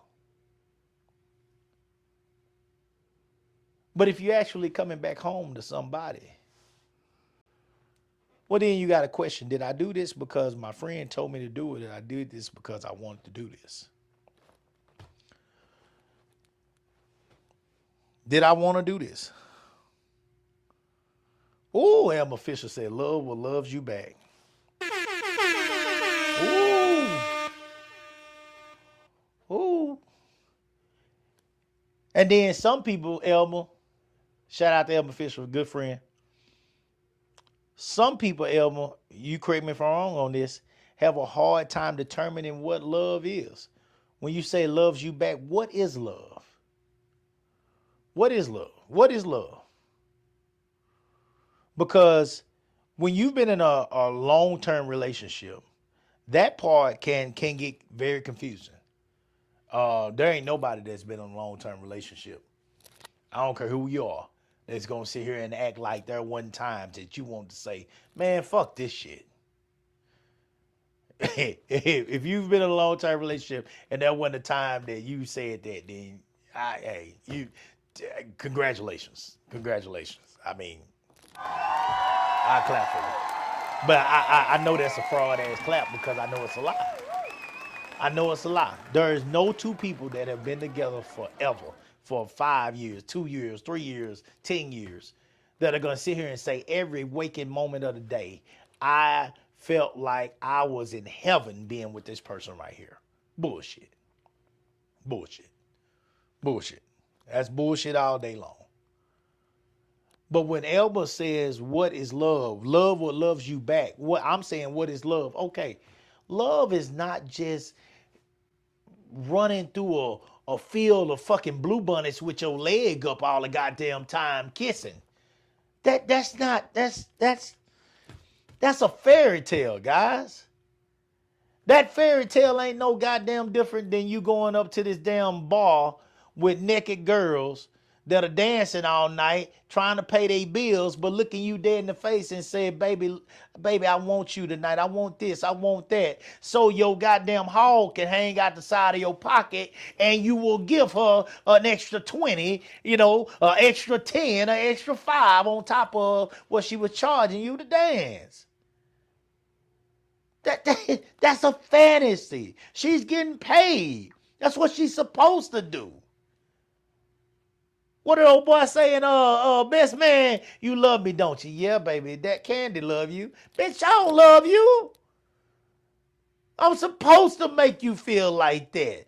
I got paid to be here in these motherfucking draws tonight. I didn't come in here because I ain't got shit else to do, nigga. I got paid to be here because I have a good body. And I know that you niggas will pay me to come in here and shake in front of you. She don't love you. So when you go out with this girl, you got to ask yourself, as her homegirl, you got to ask yourself, what is my intentions of going out tonight? Because there's a good chance that she got different intentions than I do. She's going out to have a goddamn ball. I'm going out to have a good time. There's a difference, guys. There's a difference in the two. Back in the days, they used to have a banner up, on the walls at the at the parties. You ever been to parties? They had the banners up on the wall. Might be a Tupac and Biggie, or it might be a Pimp or something on there. Players Ball. You ever been to, where they had them banners up? You ever been to parties where they had them banners up? Yeah. Okay. It'll be females that will go stand in front of the banner and take pictures. Y'all tell me if I'm lying. Tell me if I'm lying. See, this is how deep this shit was for us back then. This is when you could call yourself a motherfucking hawk. I was a hawk. I was watching shit like this. I'm going to tell you, and y'all niggas tell me if y'all did this too. Tell me the truth, okay? If anybody did this. I'm watching the females as they're taking pictures in front of the banner. That female that get down low on that banner like she a goddamn inmate with her skirt open and panties showing, or that female that put her ass out, or the one that putting her hand on her homegirl ass,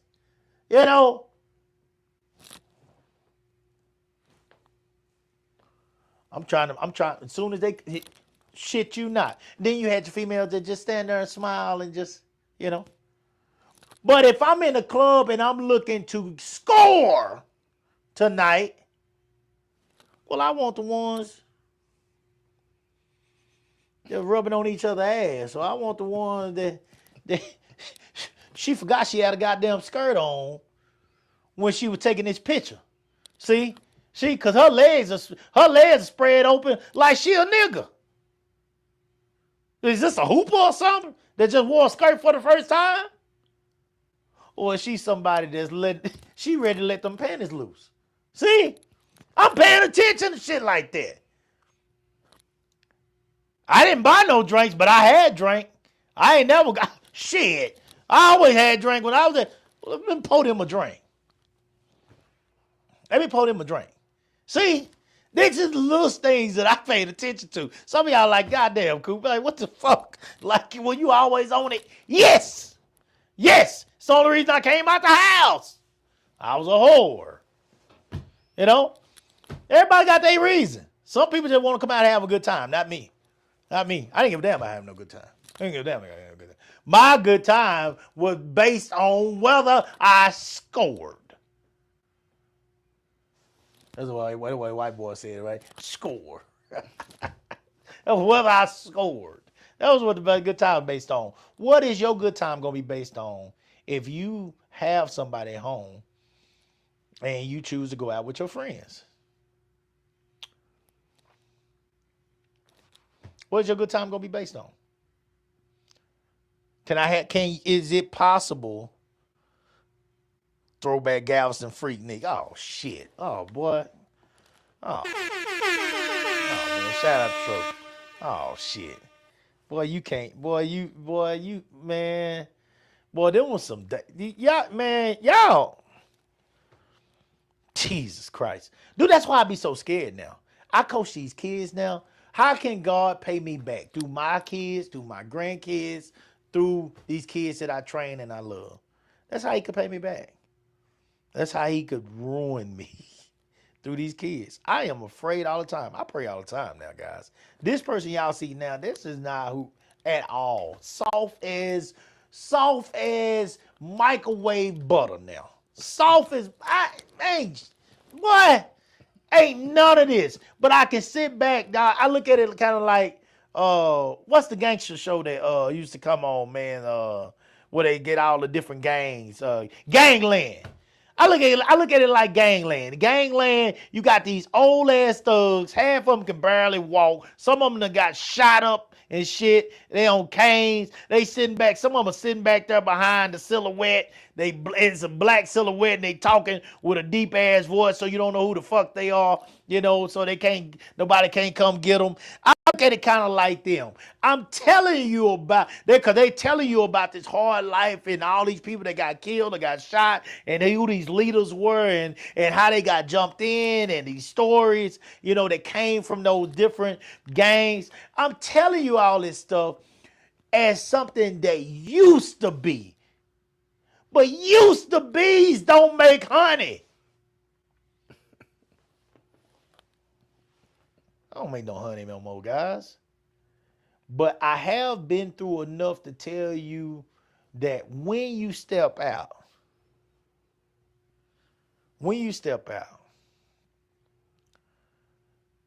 you got to have an idea of who you are. And you got to have an idea of what your limitations are.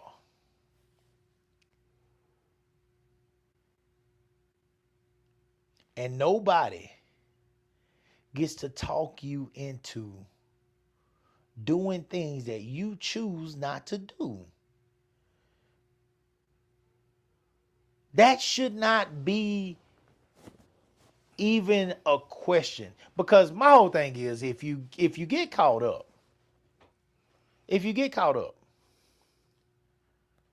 and do right, you correct me if I'm wrong on this. If you get caught up, is your spouse gonna give a damn, or your girlfriend, or your boyfriend, or your husband, whatever? Do you really think they're gonna give a damn if it's, well, Keisha told me that I need to get out and get some different penis. Keisha told me I need to get out and have some fun for the night.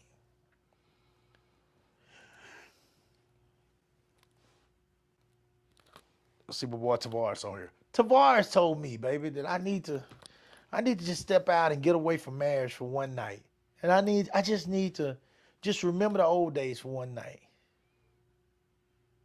You know how Halle Berry slapped Eddie Murphy in Boomerang? Yep. Love should have brought you home last night. That's what she said. She said, look, and she slapped dog shit out that nigga. That shit looked real. The way Halle Berry slapped that nigga.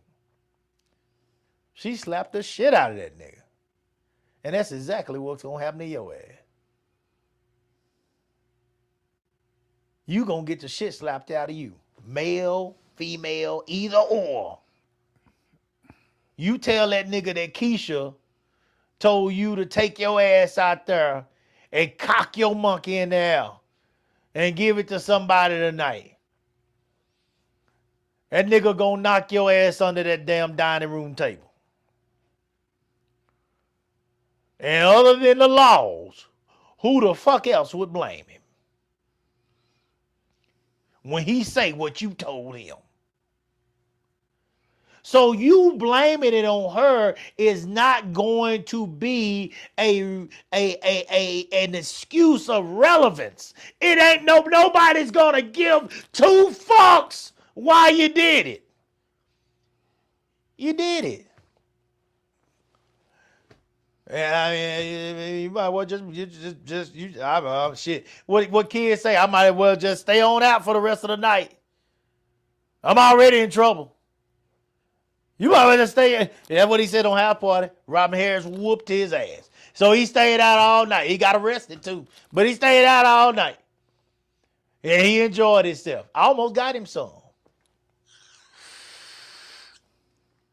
You might well just stay out that night. Well, now hold on. Elmer Fisher says indecent proposal. Wait a minute, hold on, cause let me tell you something right now.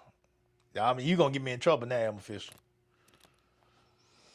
If somebody offered me $1 million for this shit over here, Candace gonna have to be mad at me. I'll take her through as much therapy as she needs. We just got $1 million, baby. We just got $1 million. $1 million for shit I've been giving away for free all my damn life. I'm gonna go on and take the lead on this. Wait, you saying you gonna get $1 million for the hammer? That's what you saying? I thought you was talking the other way around. The only reason I won't answer that one is because I don't want to disrespect my wife. But if somebody offered $1 million for anybody over here, I expect everybody in this house to take one for the team. Oh man. Okay. They better not offer nothing for the hammer. I'm fucking gone. I'm walking out the house. I'm not even saying where I'm going. I'll be back tomorrow. I can say it for me. Now, my girls, totally different story. You know, just like shit. It's kind of like when you go to. Oh, I'm so wrong for this. Kind of like when a girl got pregnant, real young. She's like you. You know, they say niggas, what you gonna do? He's like, you ain't gonna tell her to do it, but she say, oh, I'm probably get rid of it. You know, you didn't tell her to do it, but deep down you like, Lord. Okay, baby, after we'll go get some ice cream. You know, we'll go get some ice cream. We'll go get some ice cream when this is over with. You know, yeah. It's just, hey man, it is what it is, man. Hey, look, all I'm trying to say, if there's a decent proposal, that's a different story. Cause now, hey, I can't speak for these other Negroes out here. Oh man. But whatever my wife went through that night, I want to believe that therapy can get me through it. I want to believe it. And I'm sure that nigga would do, well, it ain't no telling what happened for $1 million. I ain't gonna lie. Ain't no telling what happened for $1 million. I want to believe that therapy can get me through it. And with $1 million, I can get plenty of good therapy. I get plenty of therapy. $1 million ain't that much money these days. Shit, it's enough. Not for that kind of therapy. I don't think you can handle that. I don't think you can handle that. You ain't built Do like I that. want my wife to be? I know you don't, but you have been Absolutely $1 not. million. You ain't built like that. Well, shit, I hope she is, because I'm not asking. Yeah, don't ask, don't tell. I'm not asking. She can have it all. She can have it. It can go, baby, it can go to your account. I'm giving you $1 million. I'm giving you the best Christmas present ever. I know my wife, she wouldn't give a damn. Never know. She wouldn't give a damn. I'm not asking. She just going, I apologize. We'll make up. $1 million for this? Shit. Diabetes ass dick. Man, get out of here, man. High blood pressure ass dick. Man, all this shit I'm taking every herb goddamn on Amazon. Trying to keep myself alive. And shit, somebody offered me $1 million for this? Shit.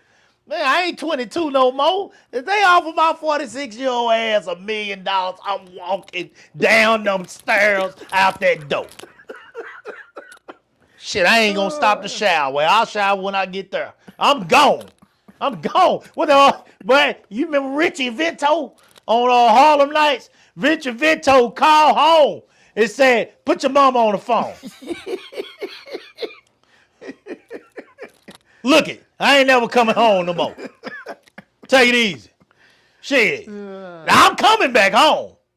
But I'm leaving that night. Shit, for $1 million. Hey, man. Hey, I done had fun. Yeah, Well, you everywhere in this conversation. I done had fun tonight. This is good. This is good. I done had fun. I done had fun. Is it worth the scare? Decent proposal. What scare? That sweater. Oh yeah, shout out Jay. Yeah, I got my sweater on tonight. I was wondering if anybody from CKT was gonna see it. Yeah, my boy, that Warfield sweater, man. You know, public housing. Boy from back in Crockett, man. This is shit. Shout out to my boy, man. Remember he left her. He couldn't get through it. Oh, decent proposal. And yeah. decent proposal. Yeah. He did leave. He did leave. He did leave. But in the end, they came back together. Now, he did something that I don't agree with in that movie. He went and spent that $1 million on a hippo. Was it a hippo? I think it was a hippo. He went to that auction and he bought $1 million hippo. Basically, giving donations in the name of those hippos. Shit that rich people do. He gave the whole $1 million away. There would have had to been another way that I get her back. Because that wasn't going to be it. That wasn't going to be it. I know I could think of something else than buying $1 million hippo. I want to believe I could have found. I could have figured out something else. Yeah, but he did leave her. He couldn't handle it. He couldn't handle it. Elmer is correct. He did technically leave her in that movie because he could not handle the fact that his wife had slept with another man that night.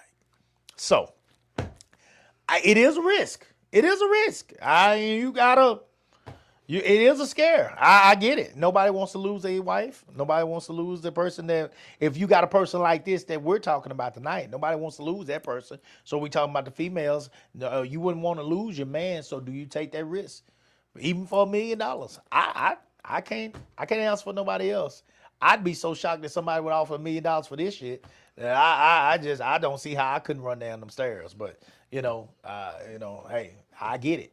I get it. I'm sure there's a one or two out there No. that'll offer that. No. A rich one? I can be very real. I can be very honest. There is no woman out there that will offer $1 million for this. No. I wouldn't even let her. I wouldn't even let her because the disappointment that she's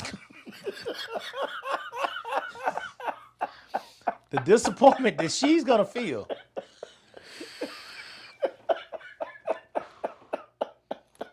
I ain't putting on for nobody. I got what I got, and that's it. That's all I got. What Bernie Mac say, we ain't gonna be here long. 40 pumps. Count if you ain't got shit else to do. Shit, we ain't gonna be here long. I ain't gonna be here long enough for you to pay no $1 million for me. I'm not gonna be here. I'm not jumping up and down all goddamn night no more. That shit is crazy. That shit that young people do. I can't believe that we used to do that. Jump up and down till the skin is rubbed off your damn ass. You crazy as hell. I'm not doing that. I'm not waking up so for no fucking body. I gotta go to work. I got shit to do tomorrow. I gotta go to work in the morning.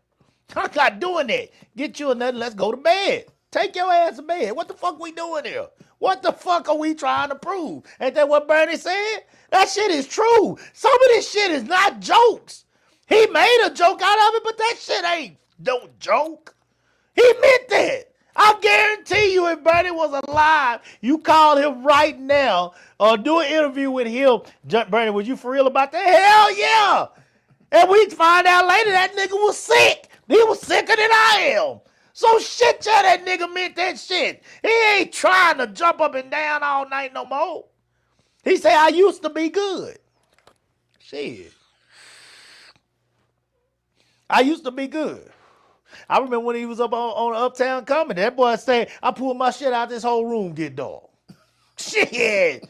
Bernie was a monster back in the days, according to his words. But just like I'm saying now, shit, he got old. He got old. Shit, you only last so long. Some of y'all are trying to hold on out here. I ain't mad at you. You gonna kill yourself. Y'all better stop it. Some of y'all up here taking them goddamn ragged ass rhinos at the convenience stores. Y'all waking up with migraines and shit. Y'all gonna hurt y'allself out here still trying to put on for these youngsters. I see some of y'all old asses out here. I see you. You got more dick pills in your house and I got blood pressure pills in this one. Some of y'all gonna kill yourself. You got the Hennessy, you got them pills, you got all that goddamn medication you supposed to be taking. Your ass gonna kill yourself. All that shit going together, you gonna have overdose. You better stop. You better stop. This shit is real. That's why these men be dying under them girls. They be dying under them. Because they trying to hold on. You got knee braces on. You got Bengay on your goddamn back.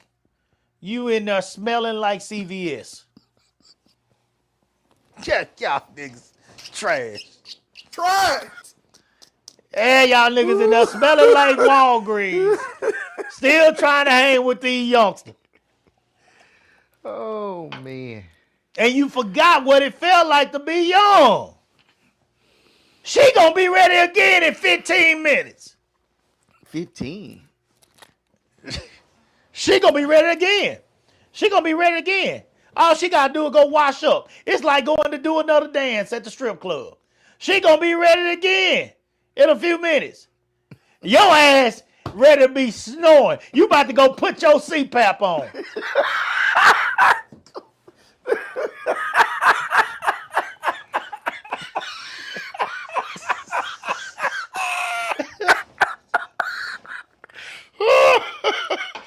Oh, my God. You is on your way to put your CPAP on.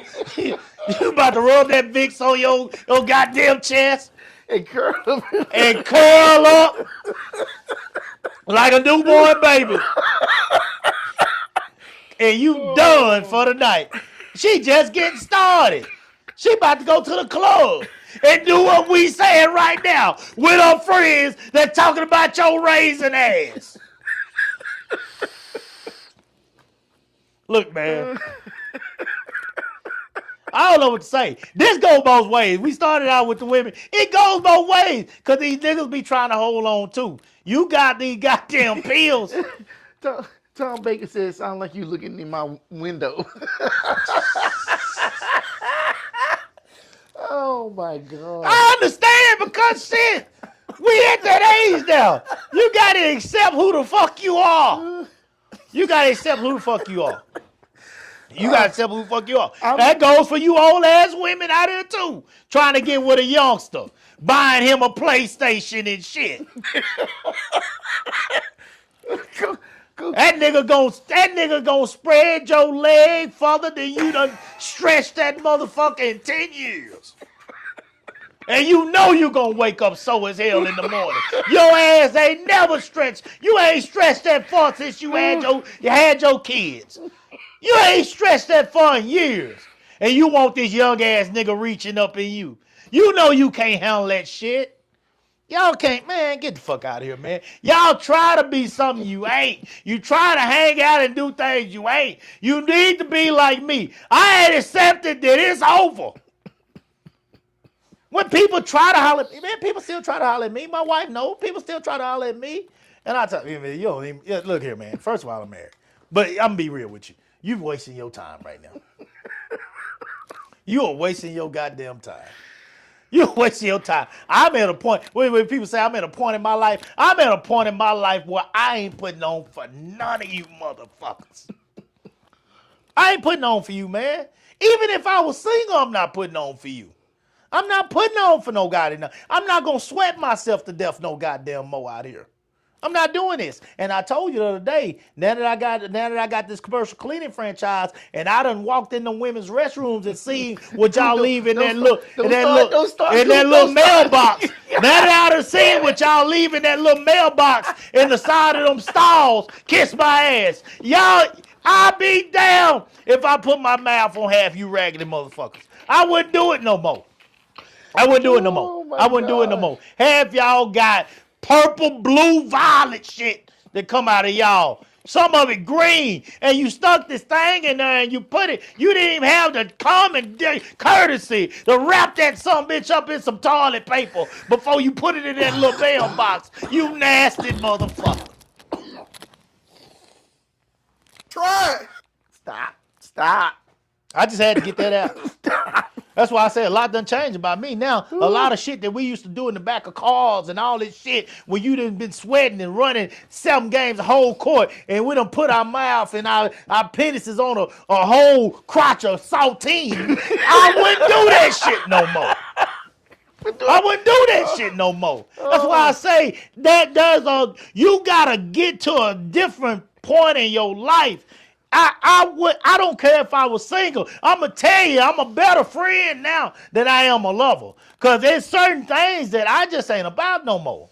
I ain't about doing all that shit. That wild ass shit we were doing like then, I ain't about that shit no more. All this shit that we've talked about tonight, that shit was when we were young. I ain't got that in me no more. And I don't want to do shit like that no more. We were some idiots. We could have been putting our mouth on a whole crotch of motherfucking bugs. And we didn't even know no better. Some of y'all had a bush that was hanging from the top of your belly to the side of your goddamn kneecap. And we were still down there choking on that shit. Stupid. You come talk that natural shit with me. You talk that. If I was out here with y'all, all y'all that are putting y'all mouths down in that natural shit, you have lost your damn mind. You have lost your mind. If this ain't somebody that you got at the house that you know, and you meeting these women out here putting your mouth in a natural grade of fro, you will lost your mind. You can't see what's going on down there. She might have an outbreak right in front of your eyes and you can't see it because it's covered up by a bundle of bush. You said a bundle? A bundle of bush. Strapped up hay. Okay, cool. We've been on here for 2 hours. I can't take too much more of this. Hey, man, I'm giving you knowledge tonight. I had time. I ain't got to go work tonight. I made me a good drink. It's gone. Yeah, you had you a good drink. I had a good drink. Shit. Hey, man, look. I'm going to let you finish up. I done said enough. You done said it all. I done said enough. Well, shit, man. Hey, what is the show? How you turn this goddamn light on? Turn the light on for him real quick. How you turn the light on? Oh, my goodness, Coop. How you turn the light on? It's this little switch. Oh, no. How you turn this motherfucker on? You got a remote control. We got a remote control. I got a remote control. Shout out to Do-Right. Do-Right got me a light. Look at that. We got all kind of lights over here and shit. You know, we turn the light on every once in a while. You know what I'm saying? It leaves a glare. It don't look like the glare too bad tonight, huh? Yeah. It don't look too bad tonight. But that's all the way down, too. That's all the way down? Yeah. Okay. Well, we got lights over here and shit. Do-Right did this for me. Do-Right, man, go to finish us up for the night, man. You know what I'm saying? These people got to go to sleep. It's 10 o'clock, man. There's still folks over here with us. Shout out to y'all, man. We appreciate y'all hanging here with us tonight. I'm going to have to get my girl to massage my face because it's all tight and shit from laughing so damn much. Well, it is what it is. We try to do what we do. Shit. What I was going to say was... Damn, dude, I even remember what I was going to say. I was going to say, be around the people that you want to be like. Bad association spoils youth for habits. If you want to have a successful marriage, you be around successfully married people. Yeah. You don't see rich people hanging out with broke people. So why would you sit up here and you married and hang out with a whole bunch of single people? They not trying to be in the same space as you trying to be in. That's what I was trying to say from the beginning. Okay. Yeah, I'm trying to be like Elma. I'm trying to be like you. That's why y'all my friends. Yeah. Because I see y'all. Yeah. There ain't no bruises on y'all. I don't hear y'all fussing and fighting. I see what y'all working towards and trying to build. Right. So I want to do the same thing. I want to be around y'all. Gotcha. Hell, when I first met you, I was single. But I want to be around y'all. Not because I want what you have. Right. I just want to be able to become the person that I need to be so I can keep what I want. Ooh. Ooh. Because that's what I was going to say And earlier. then again, I want to be able to Be the person. be the person I need to be to keep I what I need want. to be to keep what I want. So when I get it, I can keep it. Because that's the problem. Ooh. Some people can get it, but they can't keep it. And that's what the problem is with a lot of them girlfriends. Elma says, "Show me who you hang out with, and I'll show you who you are." Exactly. Exactly. What that saying? You are what you eat, from your head to your feet. Yeah. Keep eating that bullshit, and we know what you are. I do hate the fact that that right there is saying possibly that we gotta give up. And I know we're gonna outgrow some people. I know that times are gonna change. I know that people are gonna change. I know that lifestyles are gonna change. But I do hate the fact that we have to. That implies to me that I can't be around you if you not in the same boat that I'm in. Cool. You ain't a whore no more, so you ain't hanging out with whores. No, but I mean, But you not. But look at me though. I don't give a damn if you put me with hoes. I'll tell them, you wasting your time over here. No. I ain't But said I'm hoes. confident I enough said to say- whores. Yeah. Okay. You don't hang out with whores no more. Nigga, I don't do shit. Exactly. I go coach some kids. I go to work and I bring my ass in the You town. hang out with coaches. You hang out with kids. Yeah. You hang out with people Yeah, I that's don't trying do- to do shit. They don't do That's shit. who you are. So that's who you hang out with. At the end of the day, that's if you want to be a gangster, you hang out with gangsters.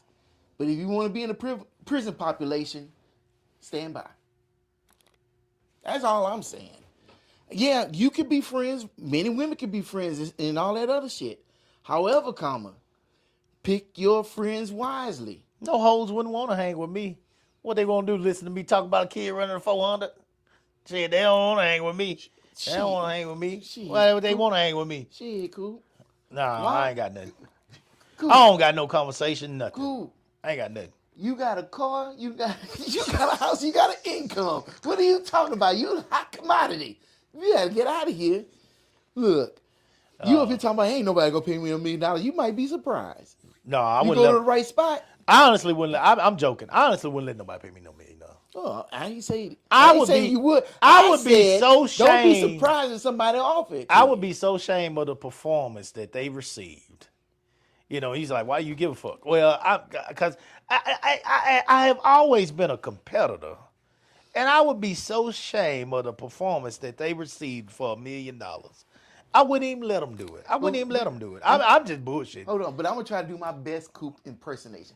You gonna pull them cobwebs off your titty, and you man, gonna pull it from down in the back of the crack of your That's ass. for that youngster. That's for that youngster. And they'll be happy to get that raise. That's for that youngster. That's for that youngster, man. That's for that youngster.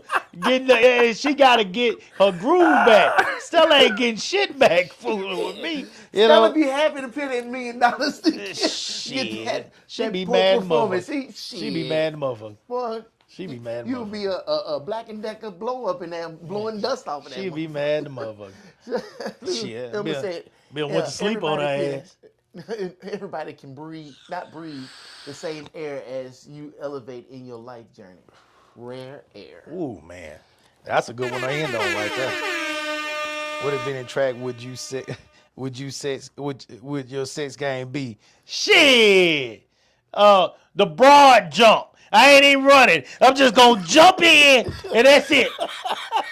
The broad jump, Tommy. out, huh? The big broad jump. I'm gonna jump in and I'm gonna walk my ass back out that pit. That's it. It ain't even a run up to it. It ain't even a long jump. It's a broad jump, Tommy. That would be what mine would be. Shit. I'm in and out. I'm in and out this thing so quick I ain't even got to take my britches off. I'm in and out. I'm to that stage now where if I was out there in the game, it's literally unzip, unbutton, undo the belt, and literally do what you do and go. That's it. Pants don't even hit your Zip back ankles, up. You ain't removed shoes, socks, nothing. Watch it still on. I ain't took off nothing. I could keep my glasses on. I'm in and out. It means broad jump, Tommy. That's a good question. I like that. I damn sure ain't none of them runs. I ain't gotta stretch, get down in the blocks, nothing. By the time y'all in the blocks and the gunshot, I'm already zipping back up and going home. This is over. This is quick. We fast. We fast now. I ain't even gonna lie to you. You know, now we try to do a little bit better for the wife. But if I was out here in these streets, well, I don't give a damn. Oh man, shit. Look, I tell them up front. Look, don't be mad. Don't be mad. I don't know what you expecting tonight, but 9 times out of 10, you ain't gonna get it. I'm just telling you right now. That's what it is. Yeah. Now, if you want to change your mind here, we can get you an Uber. We can get you back home. You know. You gonna take me on a trip for what? No, I'm not doing this. I'm not doing this. We don't need to go on no trip. We don't need to go on no trip. Cause you just gonna be mad every day. There's no point. And I'm not gonna spend money on you every day. See, I'm still in that. If I didn't have to do it up to this point, then why I'm gonna start spending money now? I'm not doing that. To my knowledge, Odell didn't do this. My grandpa didn't spend money. When my grandma passed away, that was it. People would tell my dad he needed to date him somebody. You know, he was down there in the country by himself on 30, I think he had 33 acres of land, you know, had a brick home, got his trucks and got his cattle and all that. They're like, Daddy, you can date somebody else. I think the sisters were even okay with it because older people were saying, you know, he needs to date somebody. He don't need to be down there by himself. Odell was like, I don't give a damn what they say. I ain't dating nobody. I ain't doing that. That man wasn't sharing his money, his time with he wasn't getting to know nobody else. He had been with Clara for 50 plus. Shout out to that. And he was done. I don't want to hear from nobody else. I don't want to talk to nobody else. I'm done. To my knowledge, that's what I know about my grandfather. And I can honestly tell you, I'm probably gonna be about the same. I'm now as I get older, about the same. I don't want Candace to leave here before me. I'm hoping I leave here before her. But if some way me and her ended up separated, this is something y'all can hold me to. It won't be another broad that will share a house with me. There just won't. It's not happening. I'm not getting to know nobody else. I'm not doing this again. Candace is the first and last one that we're going to do this with. We ain't doing this no more. That's it. I'm done. I'm not doing it. So I'm not going to have to worry about being in this position that we talking about tonight. Be the friend. Should you be out with the single man? You come out with me all you want. I ain't trying to tell you do nothing but go fishing, nigga. We play dominoes and I ain't trying. Look here. If we talking about anything, we gonna be like, woo, she bad. Boy, I remember back in 98, I would have did this to her. That's about all you gonna get with me. Because I'm not paying for it. I ain't got no money, Stu. I ain't paying for it. I'm not doing it. I didn't have to pay back then. Why am I paying now? That's how I think. Now, I'm not saying that it's wrong for any older man to pay. Pay! You know what old school told me? Old school told me, I'm not paying for your pussy. I'm paying for your confidentiality. That's what he said. Hey, I got that. And that was some of the smartest, coolest shit I had ever heard. Because he was saying, look, I don't need you talking. I don't need you calling me. I don't need you emailing me. I don't need you doing that texting, and he didn't do that. And I don't need you doing none of that. When I want to get back in touch with you, I'll get back in touch with you. But until then, you keep what you and I do between you and I. I'm not paying for your pussy. I'm paying for your confidentiality. And he said he never had an argument. He never had an argument with none of them. Any one of them that he had on that roster, he never had an argument. And I said, man, that's some cool. Hey, that's pretty cool. That's pretty dope right there. I mean, whatever he chose to do, right? But see, I don't believe in him. I don't believe. I don't believe that they'll do that. I believe that they'll try to stretch it and go even further. I believe that if you're allowed to go here, they're gonna try to take more. They always want more, and that's why I just rather not even go there. So no friend would have to worry about me trying to get him to do nothing. Now he'd be best to just leave me alone too. And we just go fishing. We go watch a game or two, play some dominoes, listen to some good music. I love doing that, dude, right? If you let me come over and listen to some good music with you, eat. And I'm going to probably fall asleep. My people all know if I eat at your house, I'm going to fall asleep right there. Right there. Put me in a coma for about 4 or 5 hours. Take care of this. This is good. They got X videos that I can, when I get back here, and I can turn one on for 5. It ain't even gonna be 5 minutes. 2 minutes. I ain't never had to purchase nothing. You turn it on for 90 seconds to 2 minutes. Soon as they come on, they humping. You follow suit and do the same thing they do. Release. Go to bed. Go to bed. That's why I ain't never understood, man. Dudes out here, girls say no. Okay, that's fine. Take your ass on in that goddamn restroom and release one. Why would you force yourself on somebody? Release that pressure. Say, excuse me for a moment. Walk your ass in that restroom. Turn that motherfucking X video on. Release that shit. And sit down and have a drink with that girl. Or tell her goddamn, I'm gonna call you an Uber. Whatever. If you want to continue with her until she's willing to go there, do that. But until then, release that shit. Let it go. Let it go. But especially as you older, because if you older and you ain't full of them goddamn convenience store ass pills that's gonna give you a migraine in the morning, when you release that shit, your shit going back up in your stomach anyway. You done for the night. Unless you got more testosterone in you than I do. And I don't even want it. Man, come on, man. I'm being real tonight. A lot of this stuff that these people are fighting over and these people having these problems with, we shouldn't even have these problems. We shouldn't even have these problems. Cause you need to sit your old ass down somewhere. If you got an agreement or an arrangement where y'all can do this or do that, or you got a few, if you single, whatever, you got your little side this and side that, and y'all can do y'all thing here and there, cool. But if you running out here like you on goddamn fire, and you out here you running down trying to knock down everything in the club now, nigga, sit your old ass down somewhere. Man, y'all, I don't know how you doing it. And the same to the females. You got that fupa sitting up on top of that thing. You can't see it yourself. It done. You know how the ground moves under your house and shift when it's dry outside. When it's dry outside, the ground starts to shift. That fupa done came up here right under your goddamn stomach. And it done became a part of your stomach. And because you got that fupa, the goodies done shifted. Clean down there to your ass. You can't even see it no more. You gotta reach way over that side, or the back side of that fupa. Come on, man. You ready, Coop? I don't understand. A lot of people won't admit where we are now.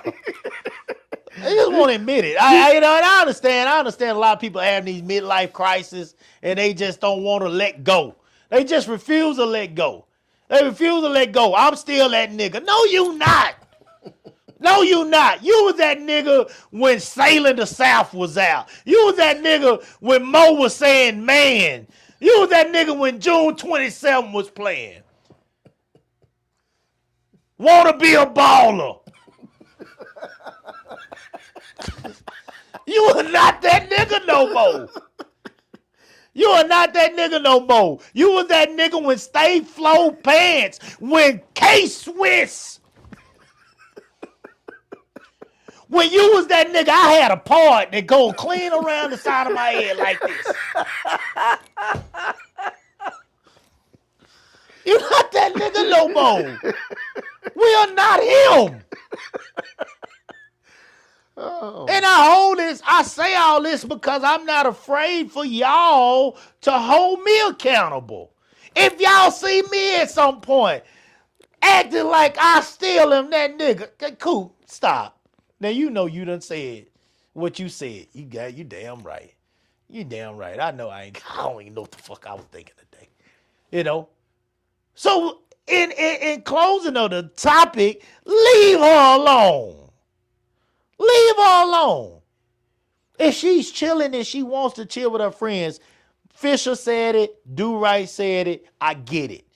If you're hanging with these people and you're not intending to do this, you probably shouldn't be hanging with these people. They got women on TV now called baddies. Mm-hmm. They run around all over the damn states and shit, fighting and wearing little skimpy shit. And half of them done got body parts made where body parts wasn't, and they got all kind of hair and lashes and nails and they feeding off people by acting a goddamn fool. And I know at the end of the night, no matter how bad you look, when you done put all that money into your body and you done put all that goddamn shit on your face and on your head, I know that little mailbox in that women's restroom holds the same things for you that it held for the mothers. And you probably didn't wrap it in no toilet paper when you put it in there.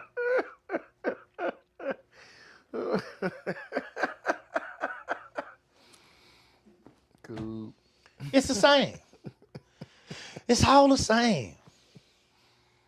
If you don't you care, saying that mailbox in that house they living in is full of full of that shit, huh? it's full of it. It's full of it.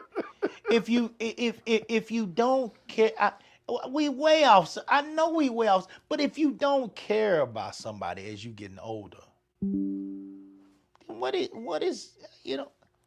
God damn! I know some people are late bloomers, but damn, how late you gonna be?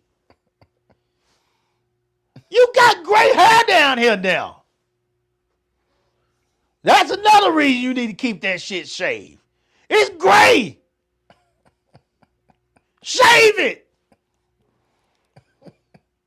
It's gray. It's gray. Like when are we? Now I'm not telling you to stop having fun. Look, fuck till you can't fuck no more. But do it with somebody that actually matters to you. That actually matters to you. You can't be out here just fucking all willy-nilly as you get older. You ain't built for the shit that comes with that no more. You're not built for it. I'm not built for it. And I talk as much shit as all y'all. But goddamn it, I'm going to be in there snoring in a little while. And this motherfucker is just getting started. She going to be ready to party. I can't do nothing with that no more. You got to get her the hell out your house. Don't even bring her to your house. You old motherfuckers are bringing her to your house because you don't want to get your old ass up and go nowhere. You better get that bitch. That bitch gonna set you up. She gonna have them YNs coming through that back door while your ass is asleep. Then you gonna wake up in that goddamn fireproof safe of yours in the back closet that she done went and scouted out while you been snoring for 2 hours. That motherfucker gonna be walking up out the door. Your goddamn new 1500 out there in your driveway gonna be sitting on cinder blocks. Man, you ain't built for this world, man. You're not built for this world that you want to be a part of. Look at them on Instagram and leave that shit alone. Get the fuck out of there. Get out of there. They calling young niggas dumb. They get pregnant by these young niggas in the NBA calling them stupid. What the hell you think they saying about your old ass? With a bag full of Tiger Balm on. Man, get the fuck, man. I just, look, man. At some point, we just gotta be real about where we at in life. That's all I'm trying to say. I know I done said enough. I'm sorry, do right. I had to get this out tonight. I think I can talk about this topic all day because I think it's nuts. I think y'all are retarded.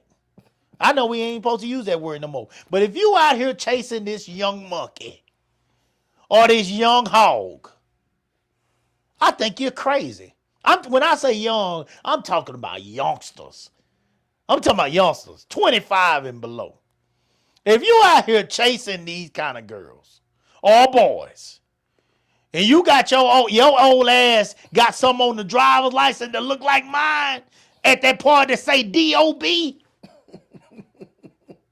you's retarded. You saw what happened to Shannon.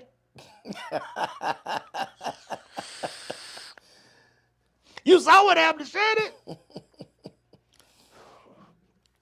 That man just lost $100 million from ESPN. That don't even include what he had to pay her. Man, I can't even look at Shannon the same on that damn TV. And I like the show. I love his show. I like him and Ocho. I like him. I like Shannon. Shannon is an old country bumpkin just like me. Mm-hmm. That says what the hell comes out of his mouth. And just anything that comes to mind, he says it. And he got a lot of old school sayings because he obviously hung with a lot of old school people just like I did. Mm. So it's a whole bunch of shit that comes out of his mouth. I love what Shannon does. But that nigga let some young 20-year-old girl, 20-year-old thought at that. She was an OnlyFans girl. 20-something-year-old girl take all his money. Not all of it, but a lot of it. And take money, the best contract that he probably ever had in his life. $100 million. Man, get the fuck, man, dude. I've never been a kind that have thought about suicide. But if I lost $100 million behind a female, I would literally, Lord, I don't even want to say what I would do. I don't want to be here no more. I don't want to be here no more. If I lost $100 million behind a female, I don't even want to be here no more. That man lost $100 million. And that wasn't all of it. 30, 40, 50, whatever it was that he had to pay her. Oh, shit. Man, fuck these girls, man. Fuck, and look, and y'all girls need to say fuck these niggas. Just go have fun. Go have fun. Do what you do. If you got a man, chill the fuck out. Have fun with him. Go do a picnic. Go fishing. Cook something. Actually turn the stove on. Let it collect more grease than it does dust. And maybe the nigga actually do things that make you happy to be at home. Maybe he'll do something. Maybe that raisin will turn into a banana again if you would actually put a meal on the table for him. Shout out to the goddamn women that put a meal on the table for their man. Maybe you don't have to go out with the girls that are talking about the men all goddamn night. You know, men bashing. If you actually put a goddamn steak in a cast iron skillet every once in a while. Shit. God damn. Man, y'all make this shit too hard. It is not hard to please a man. No. Do right, it is not hard to please a man. I don't give a damn what no woman say. It is, you know what? I meant to tell you this at the beginning. I got to get the fuck out of here, man. We've been on here too long. But I meant to tell you this at the beginning. I'm sorry. Because it's a good night. Listen, somebody told me this week, after we had the show on Monday, somebody hit me up and they said, so Coop, I know that you hate the word empowerment. Yeah. And you hate the word empowerment because women normally use that word. Right. I said, yeah. She said, but I would venture to say, am I wrong by saying that you and Do Right basically have a show that empowers men? No, not at all. That's what she asked me. No. How do we empower men? Because we always talking about something that females need to do or don't do. You be talking about that. That be the topics. But as far as empowering men, what are we empowering? To do what? We're To get left? giving To not them get the our hot opinion. meal? I mean, We're giving them our opinion, which basically, I guess in her eyes and half-assing eyes, we're trying to give them some knowledge, on what not to do or what to do when it comes to dealing with women. So do we actually have a show that's empowering men? No. Are we sexist? No. Okay. This was I said. Do Right said we're not. I'm gonna say this. I should have brought this up early. One of the main problems is women don't even want to hear what a goddamn man has to say. Oh, and all we doing is sitting up here having Make third a down more conversation, manageable. letting y'all know how we feel, what we think, how our emotions are. And Against what CeeDee happens, Lamb. we This get time discredited. CeeDee Lamb's in. We ain't saying shit, and all we doing is the opposite of building up women. I think we are building up women because we giving y'all free game. Goddamn. Free game. Goddamn. Free game. Letting you in our head. We letting you in our head for free. But we stupid, we ignorant, we lazy, we this and that and the third. And so that's what they hear. Oh, y'all just fucking stroking each other's ego and shit. No, you don't get to tell me that black men are lazy today. You don't get to tell me that today. All we doing is sitting up here talking. I see too many black men doing too much work now. You don't get to tell me that today. I'm sorry. Now, if you're going to get mad about that, then you can kiss my ass. I see way too many black men doing way too much for that lazy shit today. I'm talking about in the house and in the streets. They're working, they're coming home, they're doing chores, they working with the kids, they taking the kids to goddamn train. Black men are doing too much to call them lazy. You need to figure out another goddamn word. Maybe they lazy because they're not doing what you want them to do. But you don't get to call a black man lazy to me no more. Not the black men that I hang with. Like I said, you and Elba said it. Show me the people you hang with. Okay, well, I'm going to show you a bunch of men I hang with. I'm going to show you a bunch of men that are good dads, that go to work, that do what they need to do to make their families whole. They do the things they need to do. They put the time in with their kids. They hang together. Yes, I see it. I see it with them. So you don't get to tell me that shit no more. You don't get to tell me that. That's one thing you can miss me with. You can miss me with that. My man lazy. Oh, shit. A bullshit? I ain't trying to hear it. A bullshit. Not none of these men to hang with me. Bullshit. Maybe he don't do what you want him to do, but is he doing? I see men now do more than half y'all daddies ever did. Cause guess what? Back then, all your daddy had to do most of the time.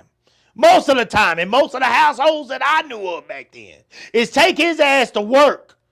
Go get in the garden, go get in the cows, go get whatever. If he was uptown, go work on that goddamn car in the shed. Whatever he had to do, rake them damn leaves up, mow the yard, do all that stuff outside. Keep his ass out the house so he don't hear your mama and your grandma on that goddamn landline. Do all he had to do outside, and then when he get to come in the house, there was a plate on the table. All he had to do was wash up and put him on another pair of them goddamn boxers with the big ass slit in the front. That's all he had to do. He didn't have to wash no clothes. He didn't have to bleach no floors. He didn't have to put no ammonia in the house. Your grandma put all that pine sol out on Saturday and Sunday. Man, don't tell me. Don't tell me.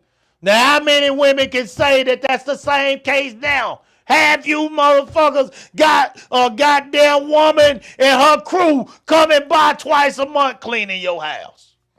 Your kid ain't cleaned their room this month. My grandma made sure I made that bed every morning, and I had to put that hand across that sheet. Man, going on, man. Going on. Going on. Going on. You don't get to say that no more. You don't get to say that no more. Not today. Here's another one. Tonya said, the problem I recognize in some men, and she said some, is the lack of emotional intelligence. Everything else is on point. I don't know.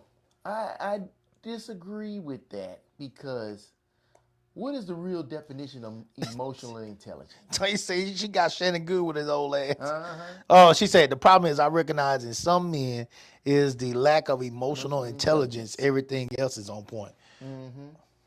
Well, Tonya, you got to go a little deeper with that. Well, You got to go a little deeper. Please explain to me. but she says that, but yet, Emotional intelligence. who usually is not in control of their emotions? The woman? So, if you're not in control of your emotions, The woman, normally. then are you emotionally intelligent? Ooh. Look, Are they not? Or well, listen. In our defense, are they not in control of their emotions because we take them there emotionally? do you really have to take them there for them to go from 0 to 100? Hell no. No. Shit. We can breathe wrong and they'll go to 100. I mean, that's, I mean, we Women- be women- getting bop, bop, bop, bop, bop, bop, bop. Yeah, it'll and go out. still ain't lost your cool yet. she said they don't know how to handle their emotions. The reason why is because a lot of men only have 2 emotions. That's why. They can't handle it because they only got 2. They ain't got shit in between. You know? This is the most I talk all week, guys. Right here and with my kids. Seriously. On this show is the most I talk all week. This is therapy for me now. I release here with Do-Right. I told Do-Right, this is probably, I consider this therapy now. Like when we sit down and we get to talk, I get to yell and laugh and trip and bullshit and do things that I don't get to do during the week. This is the only time I do this. Like I don't yell. I don't emotionally get too excited. The only time I get excited is watching my kids run. The rest of my week is very peaceful, guys. Like me and my wife, I don't yell at my wife for nothing. Like sometimes I look at my kids and I be wanting to yell, and I pretty much don't even yell at them no more. I just done got too old to even yell at them. So emotionally, I don't know. Like when we talk about, I honestly don't know what I would get emotionally. Now I know she's not talking about me, but I'm just saying, like I'm trying to think about men. She's talking about you too. Because here's the problem, Coop. Men are not taught anything about emotion. The only thing we taught about emotion is to suck that shit up. My grandpa watched his wife die and rode home in the car and told me to stop it when I was boo-hooing my eyes out trying to drive that's back what to I'm Crockett, saying. Texas. So This can't man say- was nuts. you can't say- Those, and that's who I learned from. That's why when I can admit when I was doing all that crying, when you and Elma really met me, when I was crying behind these kids, I was going through a mental breakdown. Yeah. Because I left probation and while I was seeing all them kids struggling, and I'm out here with these kids and they were doing good, and then I see so much potential, and some of them are taking it all away, and others are leaving it on the table, they leaving it on the bone, and I was all over the place. My emotion was all over the place, and I wanted them to win so bad, and I was so fucked up because I was so tired of seeing our community lose. And so every time something happened good, I was crying. Every time something happened bad, I was crying. I was crying all the goddamn time all of a sudden. I'm like, where the fuck did this come from? I didn't even cry at funerals back in the days. Now I'm crying every time a goddamn kid win a race or lose a race. What the fuck going on with me? I didn't know what was going on. So at that time, I definitely had a problem handling my emotions. But when it come to females, shit. Candace has brought some stuff out of me that I never thought would come out of me. There was a few females back in the days that brought some shit out of me here and there. But I've never, that just ain't never really been a problem for me, honestly. And I think now it's even clearer. It becomes clear if you want it to become clear. Who you are, who you're married to, who you're with, and what it should be. Now, if you're one of them people that keep arguing about the same old shit all the time, then you're creating this problem for yourself. I agree with Tanya on that. If you're gonna keep acting like you don't know who the fuck you with, and expect your woman to be a combination of 5 or 6 girls that you had in the past, then you kidding yourself.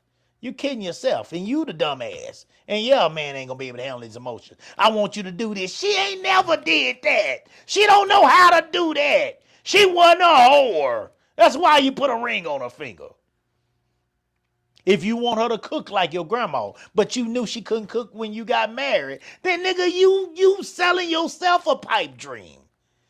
She couldn't boil noodles when y'all got married. But all of a sudden now you want her to be able to cook a pot roast. You making up shit yourself. You setting yourself up for failure. If she never had a dad around or a mom around that was worth a damn, but you asking her to be the goddamn best mama in the world, you setting yourself up for failure. Know who the hell you married. And accept that shit. If her room looked like a pigsty when you were dating, it's gonna look like a pigsty now.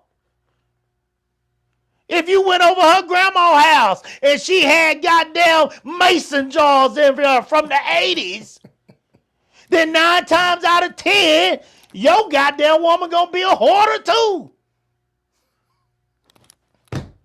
Shit, y'all both should be on that damn show. If you saw newspaper clippings from when she goddamn won her motherfucking Is that thing doing something wrong? I don't know what's going on. it's all over the place. If she had newspaper clippings from when she had won a baby pageant and she 30 something now, she probably gonna be a hoarder. So I think if you're getting emotional and you can't control your emotions, or is it because, yeah, you can turn that crazy motherfucker off. Is it because you're not being realistic based on what Tanya's saying? Is the guy not being realistic? Same to the woman. Sometimes the guy, I know the guy can't, she say the guy can't control emotions sometimes. Is it because the guy just ain't being realistic about who he's with? She says, I am a person of peace. Yelling is not communicating. I have found that some men yell when they are actually hurt. True statement. That is a true statement. Yeah. And Elma says, in today's world, it's very quick to see how many generations crazy lives in the family.